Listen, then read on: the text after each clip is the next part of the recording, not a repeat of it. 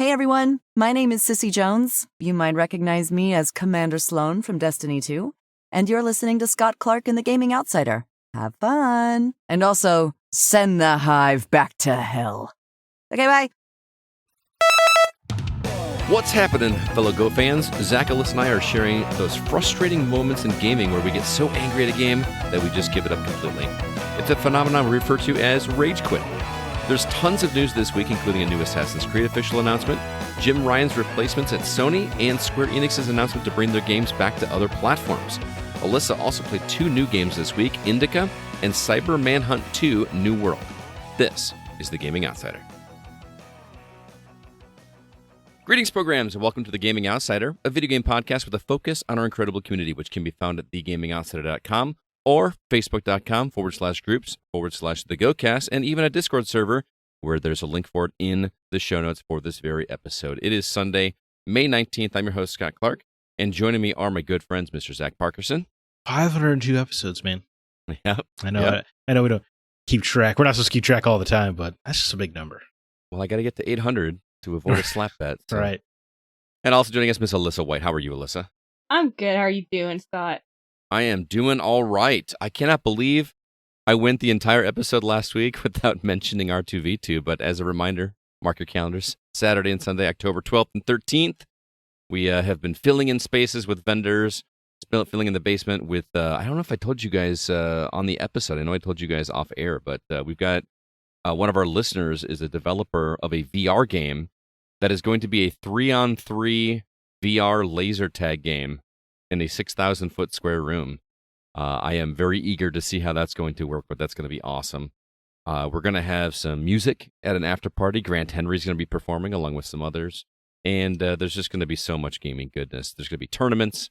I think we're going to do Mario Kart. I think we're going to do that NES Championship Edition game that released on Switch, or it's gonna be out by then. We're definitely going to do some kind of bracketed tournament for that. Aaron Hughes, one of our listeners, is bringing like a full-on VR driving simulator, like with the pedals and the steering wheel and the headset. So you're going to actually be able to do a VR game with that. It's going to be awesome. So stay tuned for more information. Also, our Extra Life event is going to be taking place on Saturday, July 27th at Tilted 10 in Rockford, Illinois.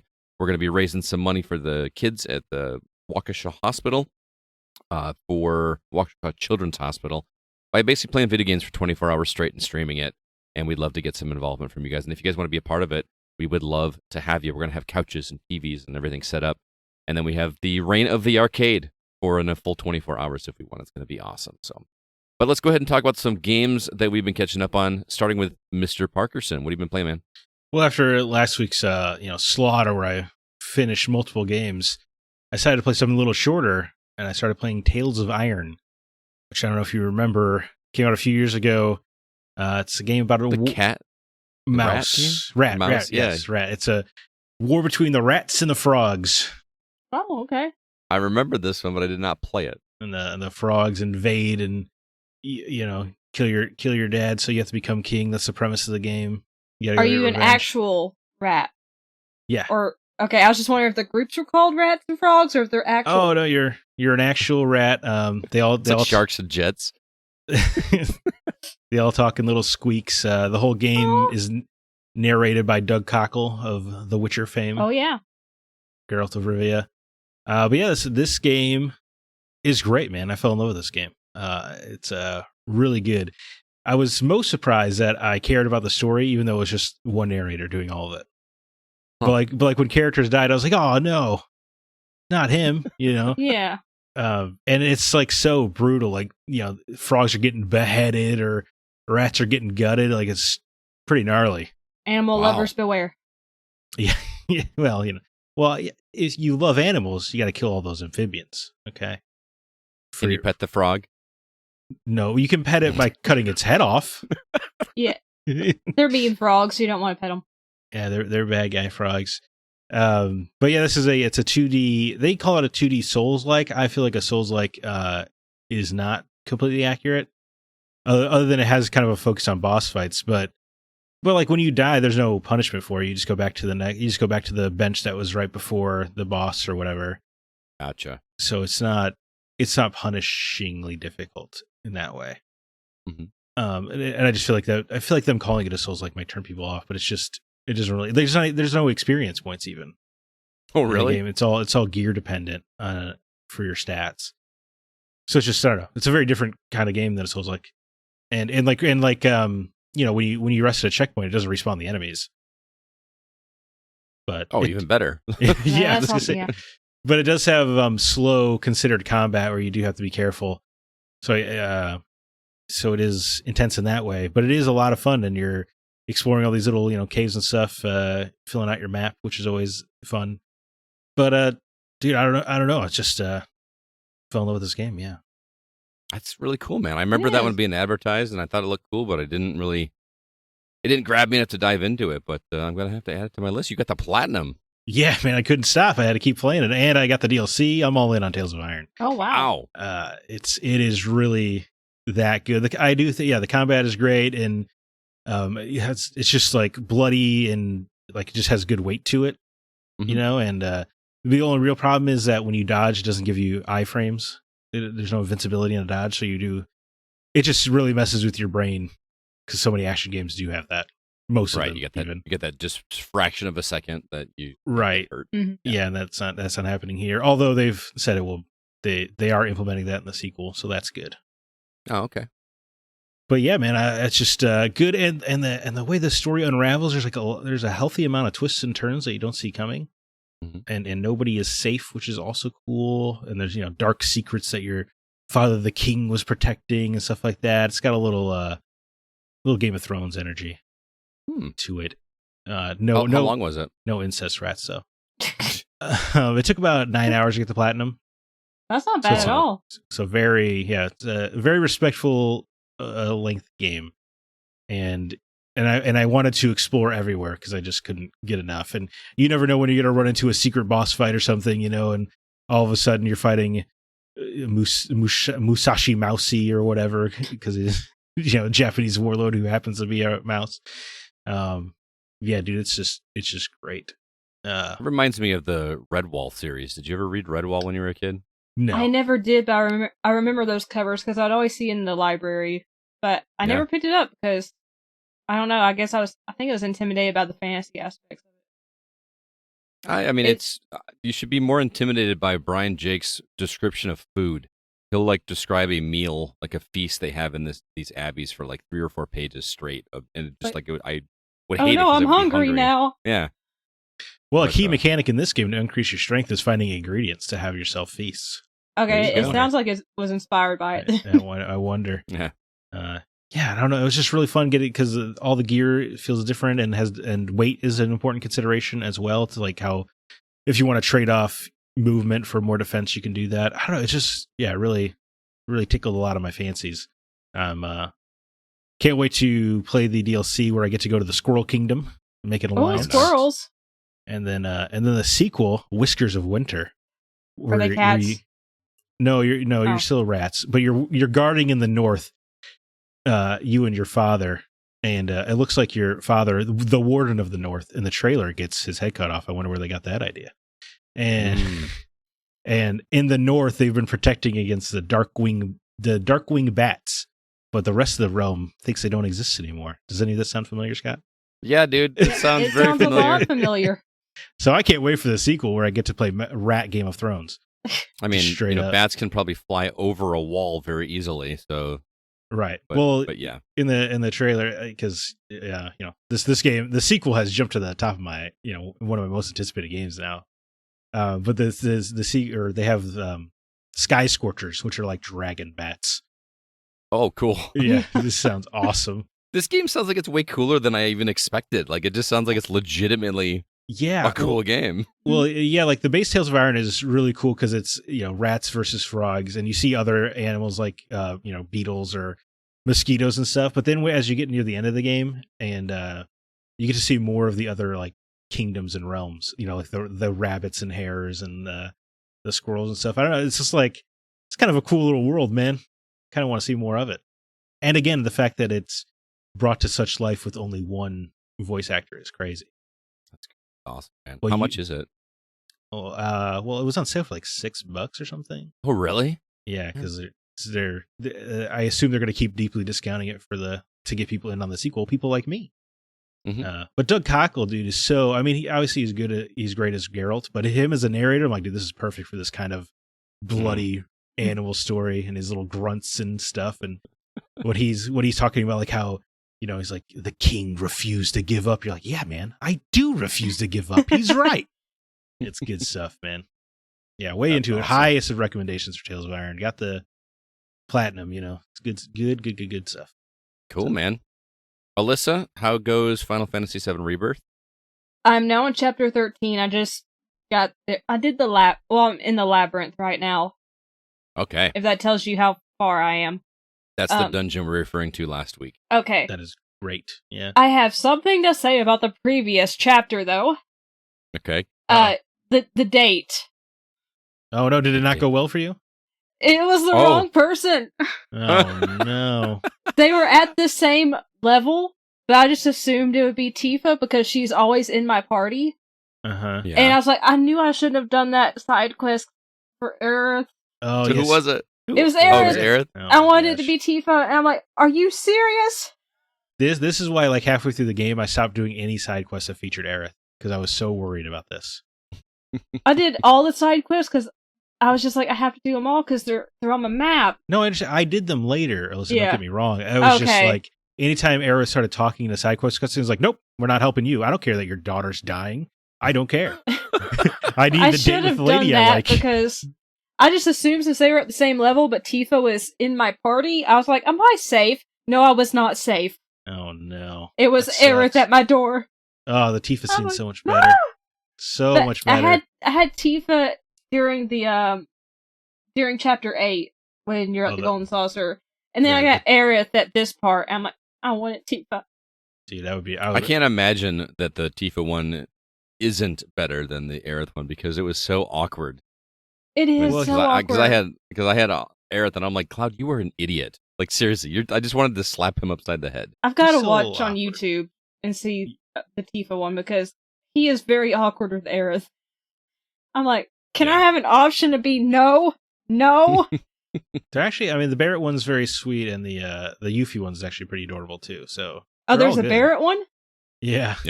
I didn't realize Barrett was an option. Well, this doesn't get very romantic. They just they bro it up, and Barrett kind of It's a bromance. Yeah, definitely. It's good. It's good. I think you should have it finished by next week. Yeah, I should since I'm averaging a chapter a week. So Yeah. It's a beefy game. Looking forward to hearing what you think of the end of it. You already know, I mean, each Yeah, I know chapter of the that big game thing. is the length of a Tales of Iron. right? You know, so Okay. Well, not the that's such a- beginning. The first 2 or 3 chapters, I'm like, man, I am flying through this game. yeah, And then they get joke's on you. longer. Yeah, Is the last chapter fairly longer? I think it's it's longer than you expect, Okay. but it's not. You'll definitely have it beat by next week though, Yeah, for sure, yeah. because you're it's very linear at that point. Okay, gotcha. Would you guys like to hear my Baldur's Gate 3 update Of course. of the week? Of We course, always well, want to hear it. Where's the intro music? I don't have intro music for Baldur's Gate 3, but man, this week's was awesome. Oh yeah, I sat down with it was actually this morning. I sat down with Kevin. We played for about 6 hours this morning. Probably the only gaming I did this week, just because this time of year is insane as a teacher. But as usual, if you don't want anything spoiled in Baldur's Gate 3, please skip ahead a little bit till we're done talking. Because I'm going to speak a little bit freely here. But there is a character in this game by the name of Raphael. He's a tiefling devil that you keep running into all the time, and he's very dastardly and he's up to no good, and it's just he keeps appearing. And more recently, I ran into him in an area that I was exploring, and while I was going after a main quest, we came across him. I'm playing with Kevin. And we're about to enter a dungeon, and we meet him outside, and he tells us that his arch nemesis is inside this dungeon, and he wants us to take him out. And we kind of we agree to it, for whatever reason. And we go through the dungeon, and I come across this room with a guy sitting at a desk, surrounded by these 3 or 4 minions walking around, plus one gigantic, massive dude behind him. I'm like, oh, this is it. So I quick save really quick. You know what I mean? Like, Smart. oh no, this was just a conversation. This guy wants me to do something for him. But he's like, hey, I'm gonna give you this bell, and he gives me this bell, like little teacher bells, like with the one handle, like you ring it. Mm-hmm. And he's like, if you ever get in any trouble and you need some help, this guy behind me, this big tall dude, his name is Flesh, and he's got like a ball and chain dangling from one arm where it's missing, and a hook on the other one, and he's just massive.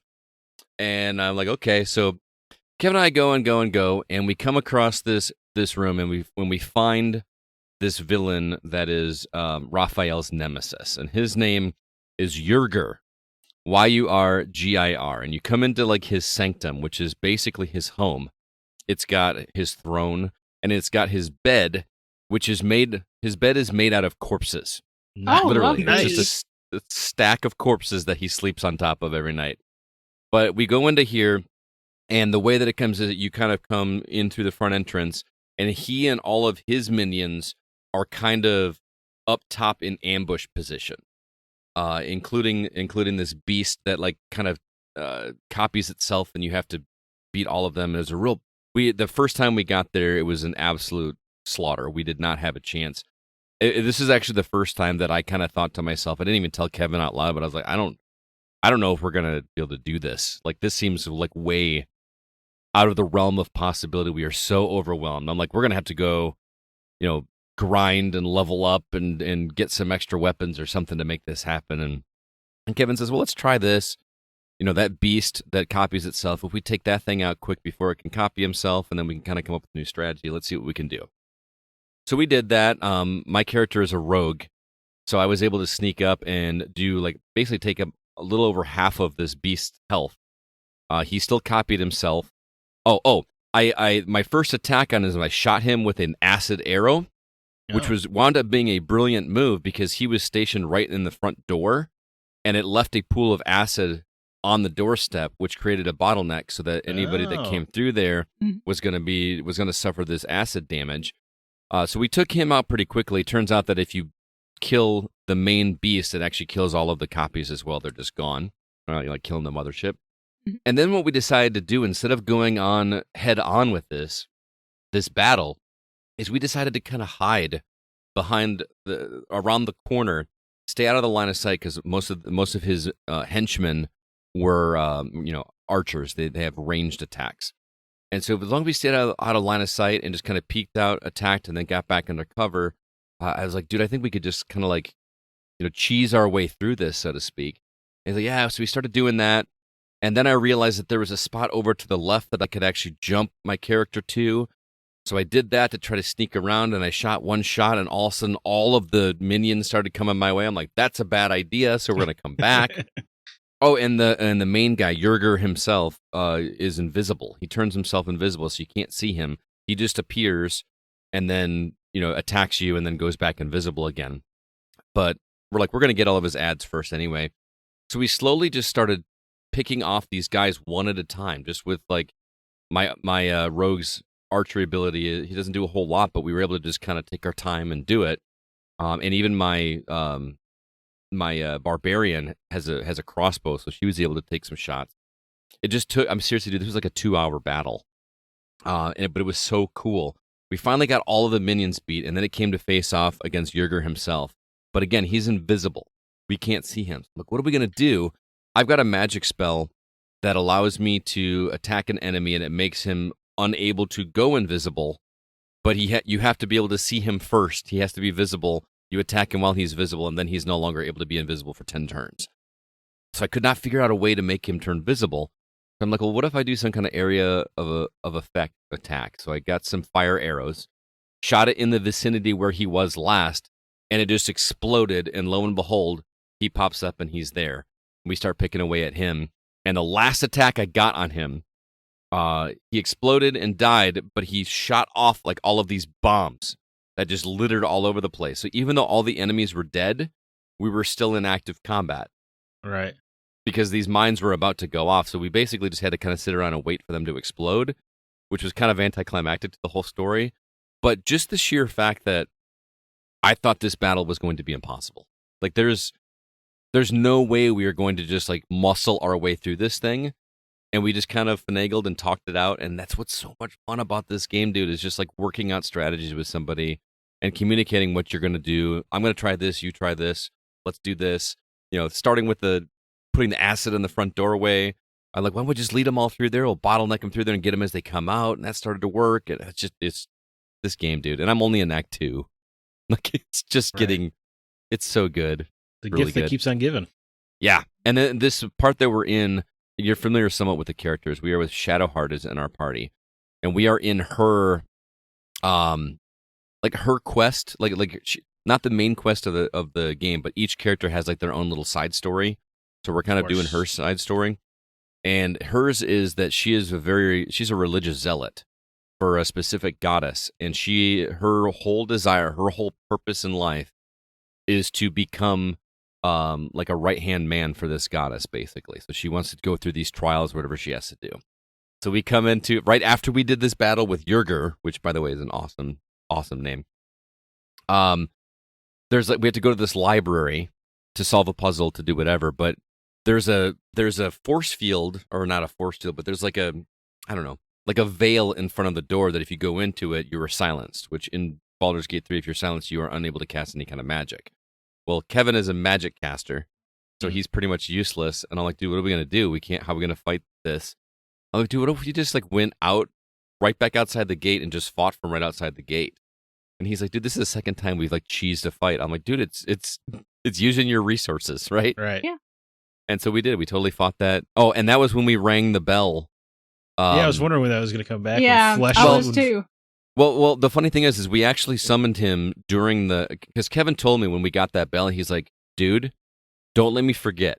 Because every time I've played this game, I forget I have that bell and I never use it, and you can only use it in this dungeon. Like, I'm so used to, I get into the motions, he's like, always forget to do it. So I remembered halfway through the battle, I said, dude, let's summon Flesh. And so we summoned him, but he was really dumb. Like, he does not go after enemies. He was hiding underneath the enemy and just standing there. On his turn, he would just kind of stand there and move a couple spaces, and that's it. So he was kind of worthless. He did absorb some attacks for us, but he didn't do a whole lot. When we were in the library, I said, dude, I'm going to summon him, and I'm going to put him right here in front of the doorstep, and we're going to make him a meat shield. And we're just going to attack from outside the gate and attack everybody in there. And sure enough, Flesh didn't move. He just sat there like a bag of hammers and absorbed all these blows and made the fight much, much easier. But then by the end of the fight, for some reason, I don't know if like he got a hit by an AoE damage or something, he turned on us. And we actually had to kill him. So we killed Flesh before we could take out all the enemies in this library. So there's going to be a fun conversation when we go back to the other guy. Oh, yeah. To see what's going to happen there, because he's not going to be too happy with us. Yeah, so when we left off, we had found a certain relic that Shadowheart has been searching for her entire life. It's like this is her whole purpose in life. And we literally quit it sitting right there with the relic sitting on the altar. So we have that to look forward to when we go back next week, which is a good to be continued. Yeah, it makes it a lot easier because like last time it was like 3 weeks ago. So it's a little difficult to come back after 3 weeks and be like, where were we? Right. What was going on? Because I mean, you got the journal and everything, but it's a good thing you got Kevin there to be your Sherpa. I know. Can you save mid combat? I don't believe so. I've never tried. I was wondering because a 2-hour fight seems like a lot to ask. Yeah, it does. Well, I don't think that it was designed to be a 2-hour fight. You know what I mean? I understand. I wonder if you can or not. That's all. I guess you could always just suspend play your console or whatever, but I never trust that thing to work. Yeah, especially if an update happens, then you're going to get kicked out. So. Yeah. And a game like Baldur's Gate 3 is probably going to get some updates. So anyway, still loving this game. I feel like I'm going to be playing it for the rest of the year at least. But I'm really enjoying it. It's been making me look forward to Sunday mornings. Every week you make me want to play it. Yeah? But I never do, so I don't know. It's pretty good. It's so intimidating, that's all. It is. And there's so many games out. Yeah. Well, the size of it, and if you've never played D&D, I would be really curious to see. I can't remember if you have. For a little bit, yeah. I have not. I mean, because they don't walk you through anything. They go into this as if you've done several campaigns of D&D before. I don't want to disparage D&D, but it's not hard to learn. Then I'm dumb, man, because I'm still learning stuff with D&D. Or I guess rather, like, so many games are based on the D&D systems that I feel like it's easy to have a grasp on it in a video game format. Mm-hmm. If that makes sense. Dice rolling never gets old to me. And it's just love. And they show you the dice rolls in Baldur's Gate, right? Not all of them. It's like the ability checks. Like if you want to, like if you got to do the big one for me because I'm a rogue is I have to unlock doors or lockpick doors. Mm-hmm. So there's a dice roll every time I lockpick and use a lockpick kit. But like you're not seeing all the dice rolls in combat. It just does it like a JRPG where it's like miss or it shows how much damage you did. Or like KOTOR, where all the dice rolls happen in the background.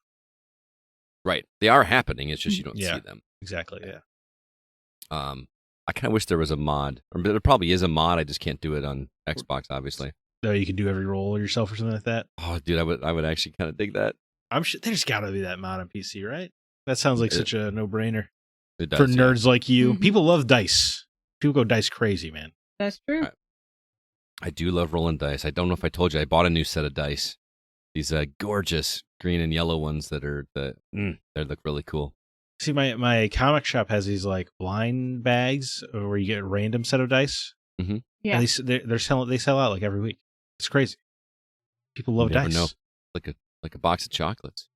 You never know what you're gonna get. Mm-hmm. Okay, Forrest Gump. I love. We got a board game called Formula D that is Formula One racing game. That's a dice rolling game. But it's like there's a gearbox. Every player has their own gearbox, and every turn you get to shift from first to second to third or fourth, whatever. And depending on what gear you're in, determines which die you roll.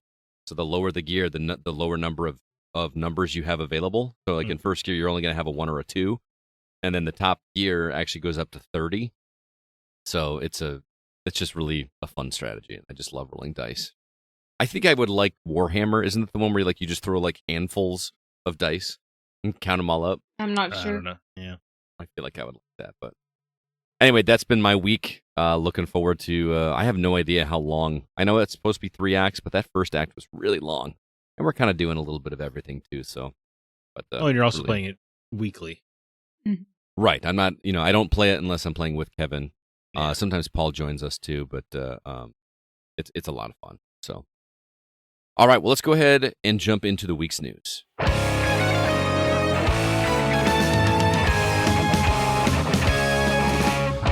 Before we get in the news, I want to talk to you guys about Yetee t-shirts.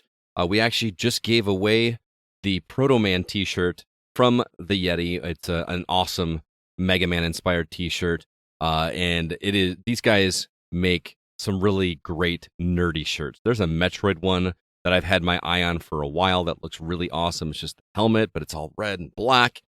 And you know how when you buy t-shirts, guys, and they just kind of they wear out very quickly. You have a couple washes and they start to smell funky. These are all really great t-shirts, and there's always something available for you. Any nerdy thing that you're looking into, they've probably got it on there. They've got Mega Man.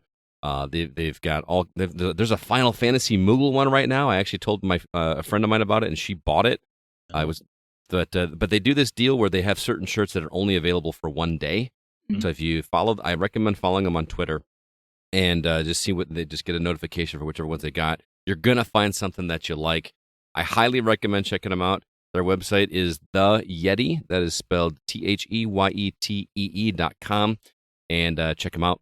We would love to partner with them in the future, and I'm not just saying their shirts are awesome. With that, let's go ahead and talk about some news. A couple trailers first off. The big one, Assassin's Creed Shadows, was officially announced this past week. Also, we got a trailer for College Football 25. I know lots and lots of people are stoked about that. But in the news, Square Enix wants to bring games back to other platforms outside of Sony. Speaking of Sony, Jim Ryan has 2 successors for his CEO role at Sony. And lastly, a new Doom game could be on the horizon. I don't remember who I started with last week. Let's go with Zack. Zack, what story would you like to talk about? Yeah, man. I think we got to talk about the change in leadership over at PlayStation. All right. Jim Ryan retired in March and was interim replaced by Hiroki Totoki. And but his small tenure is over, as they have now found their new CEO. But in a shocking twist, there are now two CEOs. Both Herman Hulst and Hideaki Nishino are going to be over in charge. And Herman Hulst is going to lead up the studio's business, so you got your first and second party stuff, and then Nishino's taking charge of the platform stuff, which is obviously hardware, as well as third party relations, which makes sense because third party kind of takes care of itself largely. Mm-hmm. So, I mean, honestly, sounds great, man. It sounds like you're kind of mixing. You've got one guy who comes from creative and one guy who comes from business. Mm-hmm. And I think that that's a smart way to have a CEO partnership. I think this makes a lot of sense. I kind of liked seeing this. The only problem with Herman Hulst is, are we going to get even more Horizon projects? Because he obviously comes from Guerrilla, and in his time as leadership, we've got like a Horizon TV show, a VR game, a third game on the way. We got Lego Horizon video game that's being rumored, as well as Lego Horizon itself. For some reason, Horizon is the franchise that they're spreading far and wide, and I can't help but put my tinfoil hat on and assume that this is because Herman Hulst is in charge. I see that. I don't know these guys too much outside of this announcement. Mm-hmm. My question is, are they going to take one CEO salary and split it two ways? Hilarious. Yeah, I don't think so. I think they'll get a CEO salary apiece. Right. I'm sure they'll get bonuses as well. It'll be nice. Mm-hmm. When mistakes happen, they'll lay off 1,000 people and they'll get $20 million for it. Yeah, that's how these things go. But outside of that, I think this is smart. It's nice because Jim Ryan was all business. Remember the way he would hold the controller? Yeah. It's ridiculous. Yeah. Oh my god, dude! The way they'd be like, Jim Ryan, like, what's your favorite video game? He's like, I just can't stop playing the latest Insomniac release, Ratchet & Clank Rift Apart, which pushes the PlayStation 5 to its utter limit. I'm like, oh my god. Everything he says is a commercial. It's a sales pitch. Yeah, it's ridiculous. So it'll be nice to have Herman Hulst, who, comes from creative. He's not my favorite guy in the world, but I think he's a better chance. I don't know enough about Hideaki Nishino other than you do need a business guy to balance these things out. So makes sense. Yeah, I don't know if that's been done before. I don't remember seeing two CEOs, one business, one creative, that work together. That's a smart move. Yeah. I don't know if I have either. Yeah, I know there's other like pharmaceutical companies and stuff that sometimes have two CEOs or whatever. Mm-hmm. But this is obviously very different than that. That's a bold strategy, Cotton. Yeah, man. I think who could have seen this coming? Nobody. It was not on my bingo card. Yeah. No. That would have been a very specific guess at the beginning of the year. That would have been good. That would have been good. Alyssa, what about you? Let's talk about Square Enix wanting to bring games to other platforms outside of Sony. The company had an earnings call this week in which they made it sound like they had plans to bring their games to other platforms besides just PlayStation and PC. A quote from the call, Square Enix is aggressively pursuing a multi-platform strategy that includes Nintendo platforms, PlayStation, Xbox, and PC. The company wrote that it hopes bringing its major franchises, including its back catalog, to more platforms will build an environment where more customers can enjoy our titles. But it's not without bad news, though, as Square Enix is also sadly laying off an undisclosed number of employees in the US and Europe, and it is reported that Final Fantasy XV sold over 10 million copies and was available on both Xbox and PlayStation. Yeah, this whole story screams to me, we didn't make nearly as much money on Rebirth as we thought we were going to, so we got to change things up because there's no way they can't make the third game in the series, right? Right. Yeah. Now without facing major market repercussions, right? Right.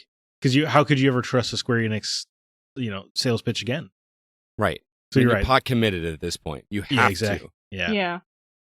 So but I mean, back catalog also is interesting to me because I mean, there is already back catalog available on Xbox and PC. Yeah. Like, Final Fantasy VII, Hey, there's no 8, Chrono Trigger. 9. The Pixel That's remasters true. aren't on Xbox. Yeah, that would be really cool. Man, could you imagine how well those would sell?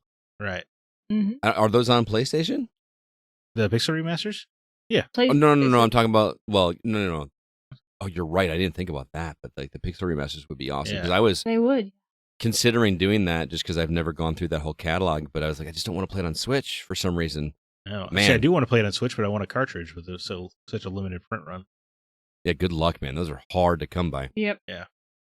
But was Chrono Trigger? No, that's not on anywhere besides PC. Yeah. But could you imagine they just bring back those old JRPGs? They would make so much money. Yeah, that'd be awesome. One would think. But yeah, I mean, I don't know what their expectations were for Rebirth, but I would hope you'd have to be realistic, right? Like, because you're only going to get the people who have finished Remake.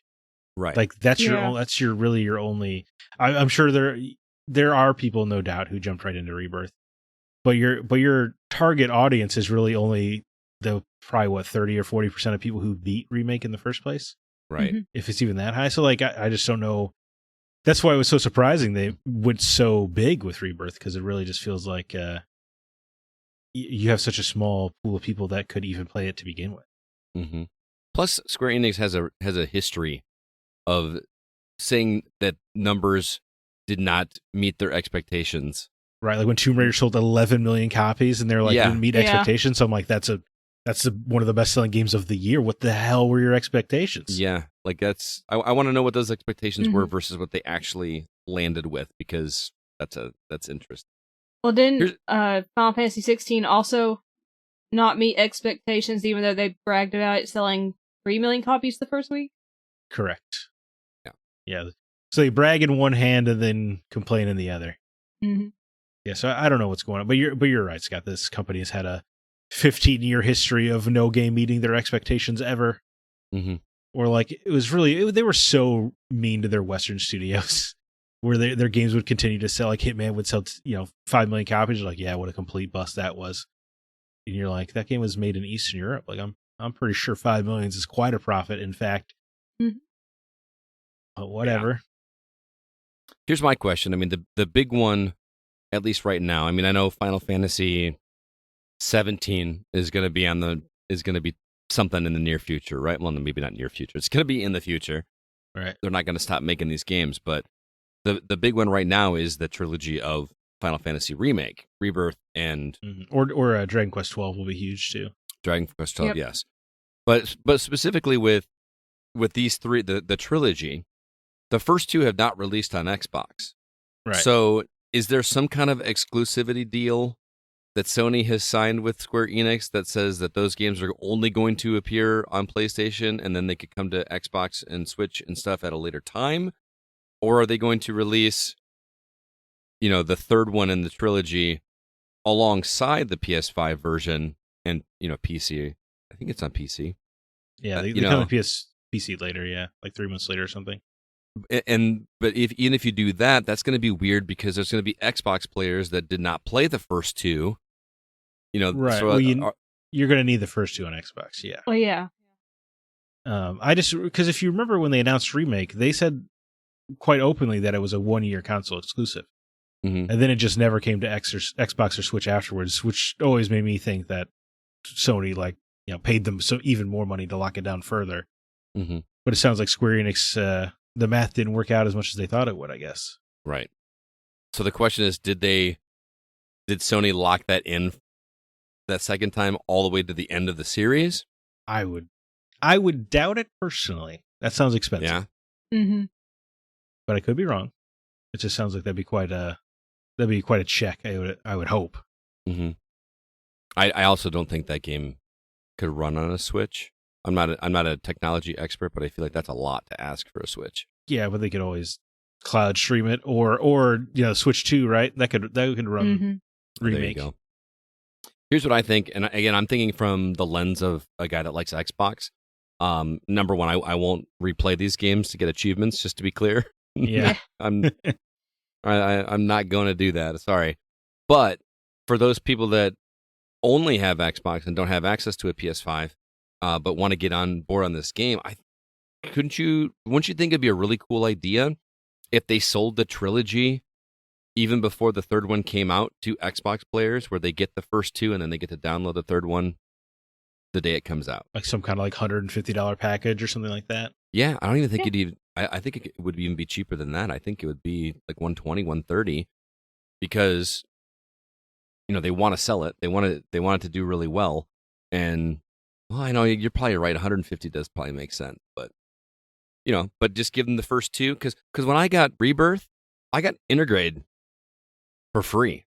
Right? Yeah, they did have a bundle on the PlayStation Store where you just pay the one price and get remake. Yeah, that's true. Even though I already had it, so like it didn't really matter to me. But like they clearly don't have a problem with giving you the old game to do it, but doing it ahead of time would be awesome. Like well ahead of time, because that's two games you're gonna have to get through, and you're locking people in on the third. That's smart. It is smart. And it's outside. I mean, I'm not saying that porting a game to another console is free. It's going to take money and resources and time to make that happen, but it would make them so much money. Like for how much Xbox would like to get in on those games. I just think it would be a really smart idea. Plus, there's just so much Square Enix catalog that could be available everywhere. Yeah, because there's a lot of Switch exclusives too that Square Enix has done, like Triangle Strategy. Yeah, so those could come over as well. That'd be awesome. Yeah, if they would come over to Xbox or just off of Switch. Get them on Game Pass. That would be sweet. Yeah. Let me ask you this, Scott: if the Final Fantasy VII, the third part, is day and date on Xbox and PlayStation, would you jump over to Xbox and play it there to finish out the trilogy? Probably, because nothing carries over, right? Like nothing carried over from. I don't know. It just seems like it would feel so wrong. The only thing that you really got was you got a couple of extras if you had save file data on your PS5 of playing 7 and Intergrade. Yeah, just got like an extra charm, like a Moogle materia. Yeah, you got a couple like of like for each one you played, you got a charm and materia or something like that. Yeah. And if you pre-order an Xbox, you get a Covenant energy sword that you can use in combat. An exclusive outfit for Cloud. All right, you can dress Tifa up as the Master Chief. Yeah, the Buster Sword gets a makeover. You can make her blue and naked like Cortana. Then I might have to play it, but or Barry gets a chainsaw arm. Oh my god, that'd be awesome! Like the Gears of War, add a bayonet to it too. Yeah, that'd be great, dude. If that happens now, I'm gonna laugh so hard. That'd be incredible. I think this is great news, though. More games for everybody. What's the harm in that? Absolutely. What's interesting is I haven't seen people get upset about it. Like when this kind of thing gets announced and they say this game is also going to be coming to other platforms, there's like console war stuff gets stirred up all the time, and I feel like I'm not seeing it as much this time around. That's good. I feel like my algorithm has shown a lot of people mad about FF7 specifically and the idea of it on Xbox, but those people are losers anyway. Yeah. So what does it matter? Yeah. Why does it hurt you? Someone else plays a game. It's not even made by PlayStation. Right. Yeah. Yeah. What are you crying about? FF16 being a console exclusive never made any sense to me. No, I mean I mean 15 was on both, 13 was on both. It just never 7, has that legacy, so I understood why PlayStation would want to pay to keep it locked down. But I just didn't. Yeah, FF16 didn't make any sense to me. No. I played it there, though, obviously. It was... Oh, yeah. What choice did you have? Yeah. Or Forspoken, I'm sure that would have been a huge hit on Xbox. I can't tell if you're being facetious or not. That was a lie. That was sarcasm, yeah. Okay. Or maybe they'll bring back the Quiet... You remember Quiet Man? That game where you played as the deaf dude? Oh, my God. The one no one liked? Yeah, let's get that on Switch. That game's terrible. I never played that game because of all the terrible reviews I heard. I played it because of all the terrible reviews I heard. So I follow Wario64 on Twitter, and I get alert messages, and whenever that game goes on sale and he posts it, he posts a GIF from that game of like a guy like hurdling another dude by putting his hand on the top of his head. Like there's a bald guy and he just like palms his head and like just jumps over him. Yeah, I haven't played the game, but yeah, that's just like this infamous scene there. But guys, so don't worry though. When you beat the game, you can play a New Game Plus, and you can actually hear what the characters are saying.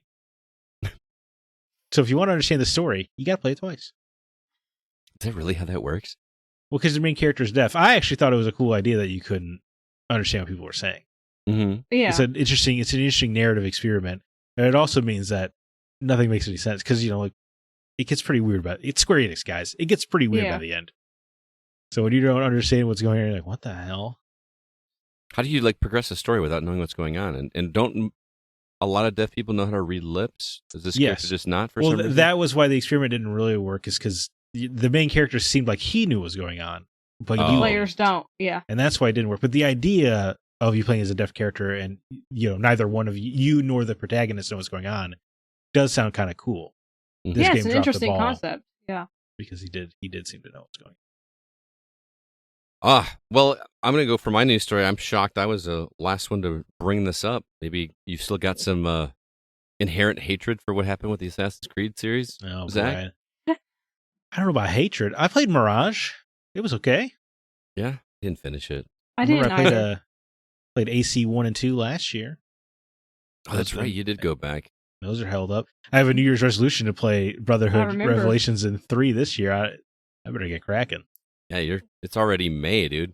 Although those games are a lot shorter than we remember them. So, are they? Yeah. I remember playing 2 in Brotherhood for a long time. Oh, I did as well, yeah. But then when I played it last year, I beat 2 in 10 hours. I was like, what? Because I remember this game being 20, 30 hours long. Well, we also had more time when we were doing everything on the map back then, right? Yeah. Well, I did do all the little Prince of Persia tombs, of course. Yeah. But anyway, this has nothing to do with Assassin's Creed Shadows. But yeah, the new game actually has an official title called Assassin's Creed Shadows, and it's releasing November 15th. I thought that was way earlier than I was expecting. A little Fallout 4 announcement energy. Yeah. This game, much like Syndicate, I believe Syndicate was the one that took place in London, right? It was. Has 2 protagonists, and I don't know how to pronounce the first name. I know how to pronounce the second name. I think it's Naue. Yeah. An agile shinobi armed with a hidden blade, and then Yasuke, the historical black samurai who faces his enemies head on. So it sounds like you can choose either character to play, like the recent trilogy of games, or if you want to go old school and do it stealthy, you can play as the other character, which is kind of a fresh take. This way you're not making anybody mad. You can just go all guns blazing if you want to, or if you want to do it the stealthy way, you got that choice. Other highlights, I thought this would stick out to you, Zack. It did, yeah. Learning this, it gave me some tingles. Yeah, sticking to shadows matters. And how did you pronounce it again? I'm sorry, Naue? Naue, yeah. Naue can snuff out light sources to create dark areas. So this is Splinter Cell, right? I don't really remember a lot of games since Splinter Cell ended that do the light stuff, right? Where you can manipulate your light sources very much. I guess Dishonored maybe, but it's rare, is what I'm saying. Yeah. Plague Tale wasn't the light? Yeah, you could shoot out the light or create a light. But that was kind of part of the puzzles, right? Yeah. Sometimes, but you could also do it for stealth. Yeah. I didn't play the sequel. The first game was so linear that it felt like you had to, when you turned off a light or turned it on, it felt like you had to do that in order to progress, if that makes sense. Right. Mm-hmm. But anyway. There's a Splinter Cell-like light meter in the game. Now it can go prone. This is a first for the series, and a rare treat in that stealth games, because stealth games don't do that too often outside of maybe Metal Gear Solid. Right. Now he isn't strong in an open fight, similar to Basim and Mirage. There's also a grapple hook, the swinging kind, not the zipline kind, and that sort of expands the parkour considerably. And guard patterns are influenced by weather and seasons. Guards will find shelter from rain, for example. I think this all sounds really good, but I have to be honest, I did not play much of Valhalla because that game just felt completely overwhelming to me. Mm. If this is another 100+ hour game, I'm probably going to be out. I'm sorry. So, but having the option to go old school or do it the new way is an interesting one. I'd be really curious to hear how that works. Like if they're just blowing smoke at this point, or if it actually does work that way. Well, I'm hoping you can jump back and forth between them because they play so differently. Mm-hmm. That you couldn't Syndicate, right? Yeah, but you couldn't I guess in Valhalla and Odyssey it didn't really matter because it was just you're basically just picking a gender, right? Mm-hmm. They would play the same. Right. So yeah, that's just what I'm hoping. I'm not. I don't know. A lot of this sounds cool on paper, and then I remember this is a modern Ubisoft game, much like Star Wars Outlaws. This sounds cool on paper, but I don't know. I just don't know, man. They're so hit and miss, you know. But all the stuff with Naue sounds really cool. It sounds like what I would want from Assassin's Creed. It's the Japanese Assassin's Creed game that we have been asking for since the first one, right? Right, but they're like 10 years too late in delivering. Now we're not excited. Yeah. Now we've got like Ghost of Tsushima and Rise of the Ronin, like we've got so many of these samurai games now. Mm-hmm. Just feels like they probably should have given it to us. It felt like this was their break glass in case of emergency era. Yeah, right. Yeah. I do think it's cool that you can actually play as Yasuke, who was a real life person. So which a lot of people on Twitter are learning about and getting egg on their face, which is really funny to watch. This is my only problem with the game. And it's not because it's a black samurai. I think that's cool. Yasuke's cool. My problem is this is the first time you're playing as an actual person in history. That's true. Yeah. And I didn't think about that. And the cool part about Assassin's Creed to me has always been that you're playing as a character rubbing up against history. Mm-hmm. You know, like when you're playing through when you're doing the Boston Tea Party in Assassin's Creed 3, it's cool that like, oh, we're playing as the guy who actually helped instigate it, but history forgot him. And it just always felt cool because that's the point of the Assassins, right? Mm-hmm. Is that they're supposed to be touching history, and the Templars that they're shaping history to their whims. So to me, it's a bit of a bummer actually that you're playing Yasuke because it breaks that rule. However, they've broken so many rules of this franchise, obviously already, that I've long since gotten the Assassin's Creed that I envisioned when I was playing those first few games. Mm-hmm. So it's all good. I just think it would be cool, like if he was, you know, maybe you're like a samurai training under him or something like that. Right. That would be cool. And you could, I wouldn't care if that was another black samurai that, you know, maybe the Japanese history books mixed them up, or you know, a lot of their exploits got mixed together or something like that. I don't know. I'm just saying, I don't mind. It's important to emphasize in this modern era. I don't care that you're playing as a black samurai. Mm-hmm. I just care that he's a person from history. Because it was cool to hang out with George Washington, but I wouldn't want to have played as George Washington. Right. Mm-hmm. Yeah. And that's just where I'm coming from. Or like Leonardo da Vinci, right? Oh yeah. You know, it's cool that he was making all of your gadgets, helping history happen. But you know, but you somehow, as Leonardo da Vinci's best friend, somehow got yourself erased from the history books because that was your plan. I don't know, that just always was such a cool part of Assassin's Creed to me. I agree.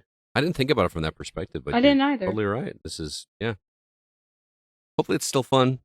Yeah. I think I'm with you. I feel like they've got and it was a weird part of marketing to be like, hey, it's only going to be 40 hours in order to get me interested. Yeah. They did say there's going to be like less, you know, icon dump on the screen like there have been in previous games. Because, you know, people like me that just see that and can't not do them. Yeah. Right. And like I said, I heard people put like 150 something hours into Valhalla, and I haven't even YouTubed the ending of that game, man. I bought that game. We're talking about like regrets I have paying that much money for that game that I played for an hour. I think I got to London and then just quit. I should go fire that up and just try it. See it. Yeah, well, that's also another thing is I feel like I would need to play Valhalla first. Because I've heard about how much it does with the lore that it feels like I couldn't jump into Shadows without knowing all of that stuff. And what's going on like with the lore? I don't even remember because the lore was not Desmond anymore with the other two, right? With Odyssey and Origins. Right. There was like a new character that you were with, but I don't remember any of what was going on. I just remember she was excavating, and there was someone coming to stop her from excavating. But that's all I remember.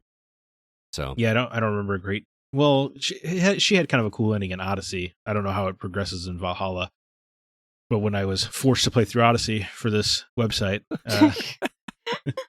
I do remember liking her. I remember being excited that the modern day was a focus again. Mm-hmm. You know, and I hope that's the case here in Shadows as well. Although is this the first one of their like hub thing they're doing?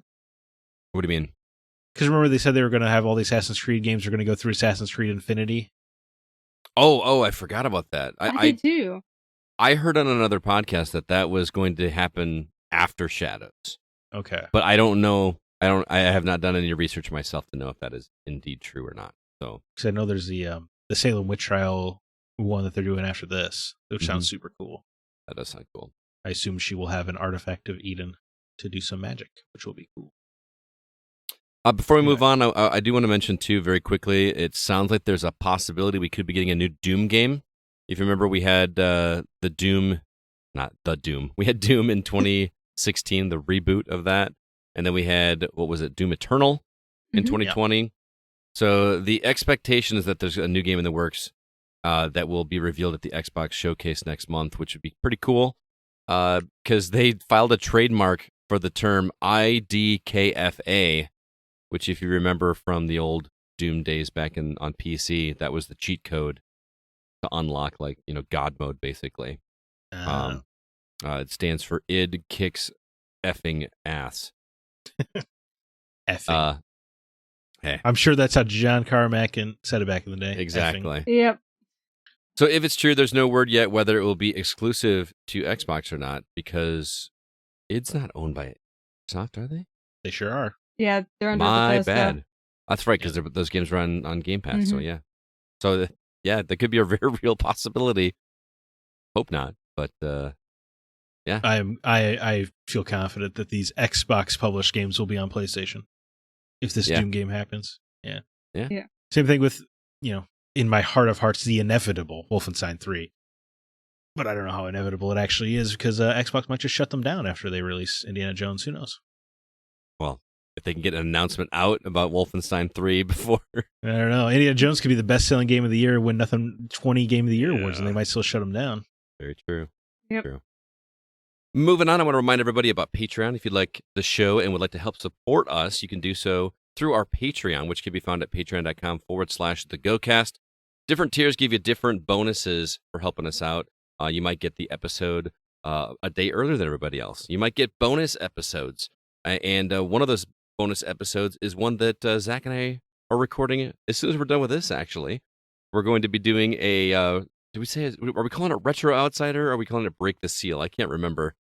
Break the Seal, because I've never played Sands of Time, and you've never played the Lone Ranger on the NES, so we're going to be talking about that. That should be available by the time you hear this episode.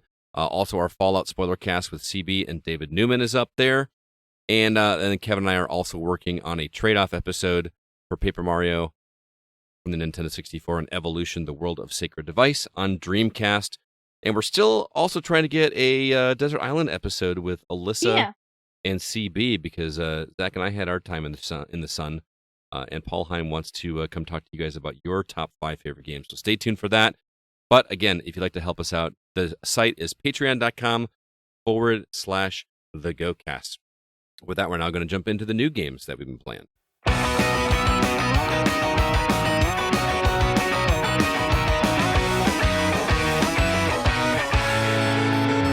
All right, Zack, what's coming out this coming week?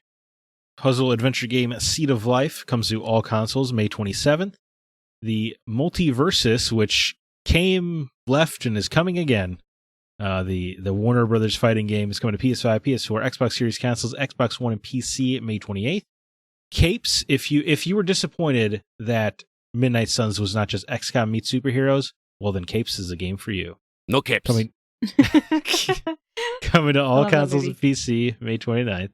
Tokyo Psychodemic, adventure game coming to PS5, PS4, Switch, and PC May 30th. Astor Blade of the Monolith comes to PS5, PS4, Xbox Series consoles, Xbox One, Switch, and PC May 30th.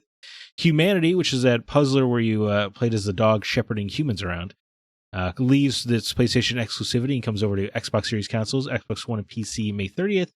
And then F124 comes to PS5, PS4, Xbox Series consoles, Xbox One, and PC May 30th. Alyssa, are you going to play Tokyo Psychodemic? I would like to. I don't know what this game is about, really, because the trailer's fully in Japanese and I only knew a few of the words and phrases. But it looks like a mystery detective game from the images. Yes. So that piqued my interest. That's why I had to ask. And I feel like it was on the format because of me.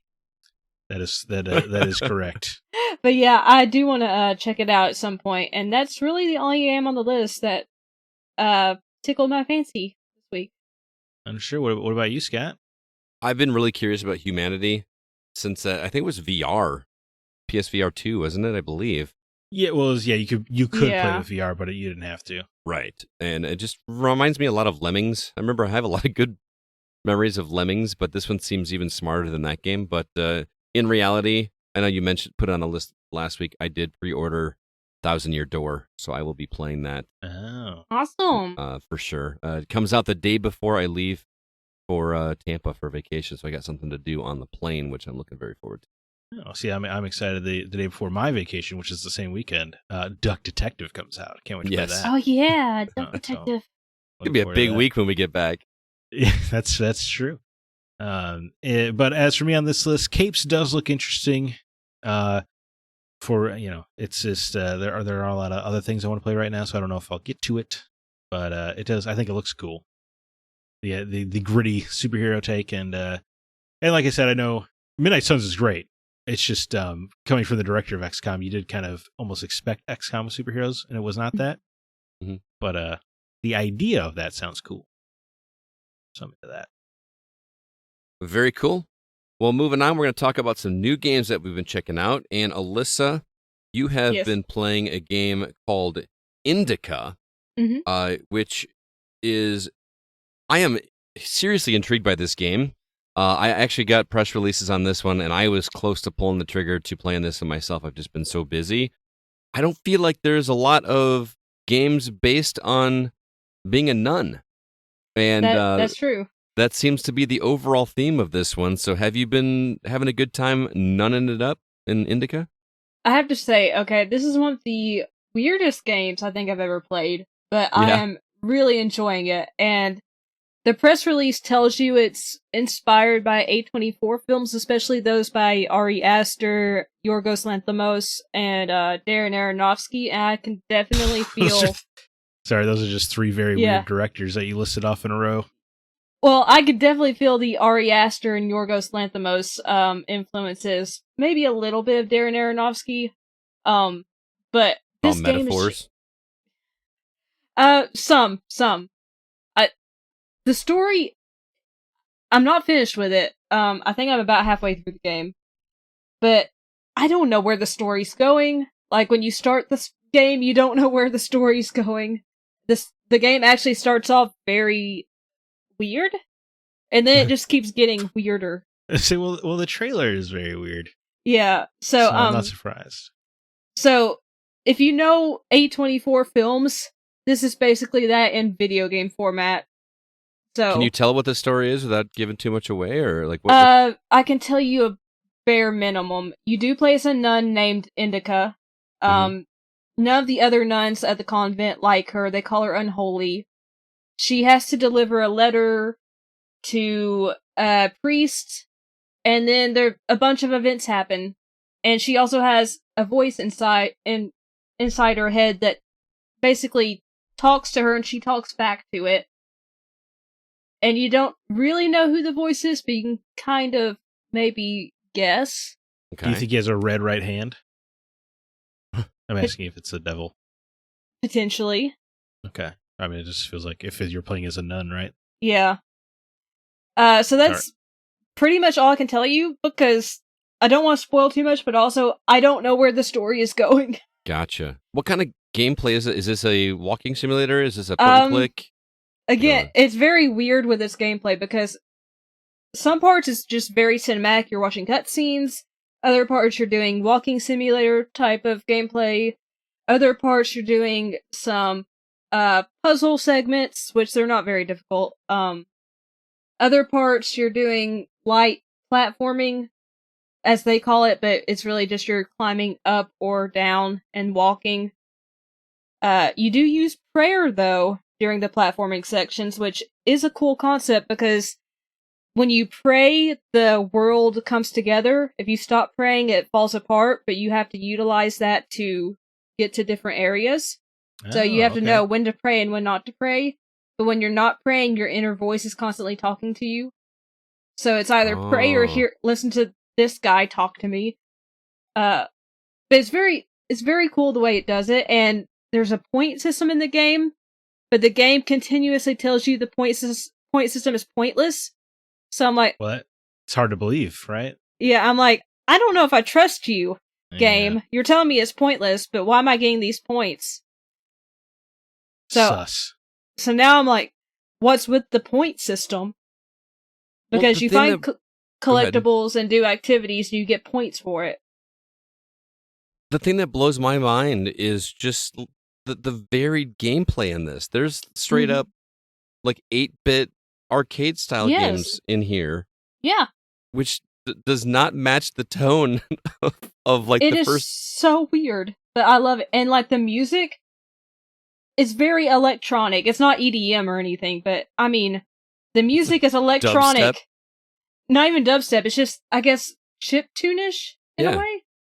It doesn't fit with, being in Russia, and I don't know what year this is, but it's not present day. Russia in the past, you're a nun, and then you have this electronic chiptune music just playing. I kind of have to play this game just to see what is going on. Yeah, it's so unusual that it's one of those games you want to play just because it's so weird. Yeah. But in a good way. Of how long it is? I've heard 4 to 5 hours, so it's not very long. Okay. I may have to. But I'm really digging it so far. Like I like A24 films, so that's what really sold me on it, and I wanted to play it on console. It did come out on PC exclusively at the beginning of May, and just came out on consoles this week. Okay. So you can play it on console now, because you could not play it on Steam Deck before for some reason. Oh. It was just, you could only play it on a computer. Gotcha. So again, that game sounds cool. Yeah, right? Yeah. Game again is called Indika, Indika. It's developed by Odd Meter, published by 11-Bit Studios, and was provided to us by Evolve PR. Yeah, I'm going to have to add that one to my list for sure. That's not the only thing you've been doing, Alyssa. You've been busy when you're not nunning it up. You're hunting men in Cyber Manhunt 2 New World. I assume this is a very different tone to Indika. Yes. Well, there is a nun in this game as well, but you can't escape the nuns. I'm actually hacking in this game. Okay. I have not played the first game, I have to make that clear, but that does not matter. You can play Cyber Manhunt 2 without playing the previous game. I did look into it though, and there are characters that are in both, but again, you don't have to have knowledge of the first game to play this. And this is in early access currently, so it's not completed. But it's very, very well done. Very polished.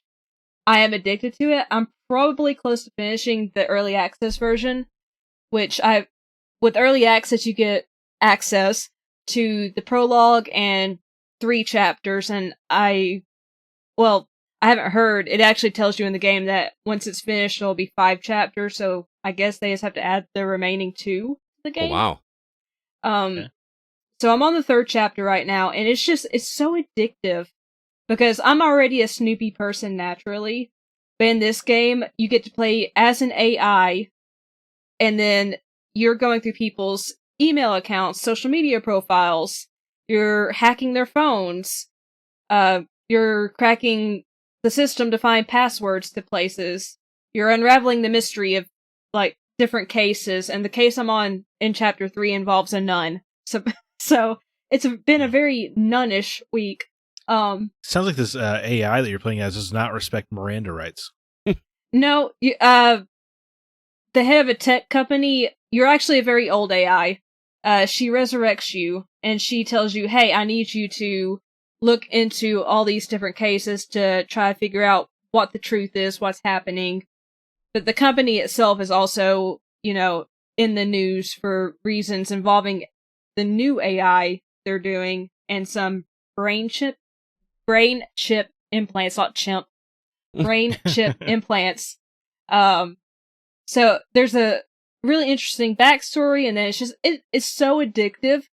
Like, a couple hours will pass and I don't even realize it, because I'm just so busy, like, digging up info, and you find keywords on all these different things, and that adds to the profile.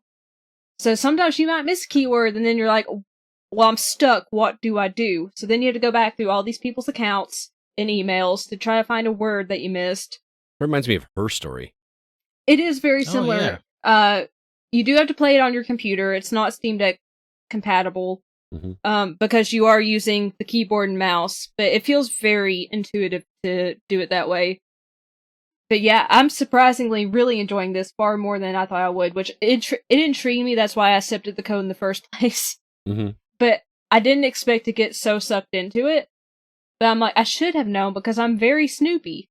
I like, mysteries and detective stuff, and this is just hacking and going through people's personal info, not real people. I have to make that clear. The game even opens saying, "We do not condone actual hacking. Do not do this." I'm like, this makes me nervous, Alyssa. How much have you Facebook stalked me since I've known you? No, I did try to find that photo you were talking about. That was your profile picture of you and Zack. I cannot find it. So, no?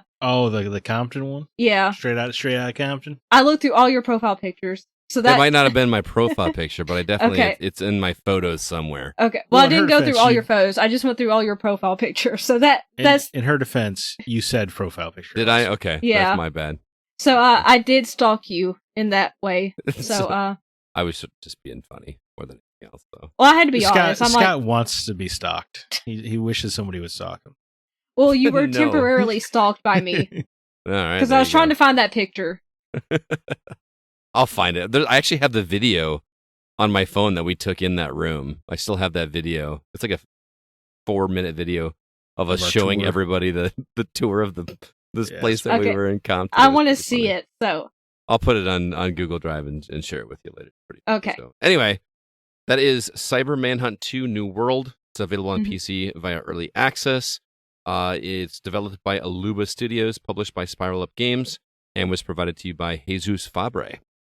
So shout out to him for doing that. Let's go ahead and move on. I want to remind everybody one more time about facebook.com/groups/the GoCast. We got a new member over there by the name of Paul Niemeyer. Yes, Paul Niemeyer, the guy who created, I believe, this is the guy who created the Mortal Kombat logo. If I'm not mistaken, he has joined the group. So correct me if I'm wrong, but when he joined, I went and looked at him, and I'm like, that dude looks familiar, and I think that's who that is. So that's pretty cool. Also, our Discord server, like I said, there's a link in the show notes. Please drop us a review if you haven't already. Wherever you listen to podcasts, it helps us get the word out. Also, our website is thegamingoutsider.com. You can find all our episodes there, as well as all of our written content. We would love it if you checked it out. Again, thegamingoutsider.com. Let's go ahead now and jump into our From the Outside In topic.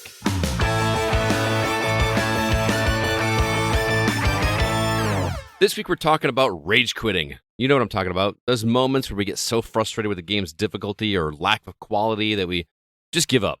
Sometimes we even do something stupid like throwing or even breaking controllers. We're going to admit to how much we've raged over the years.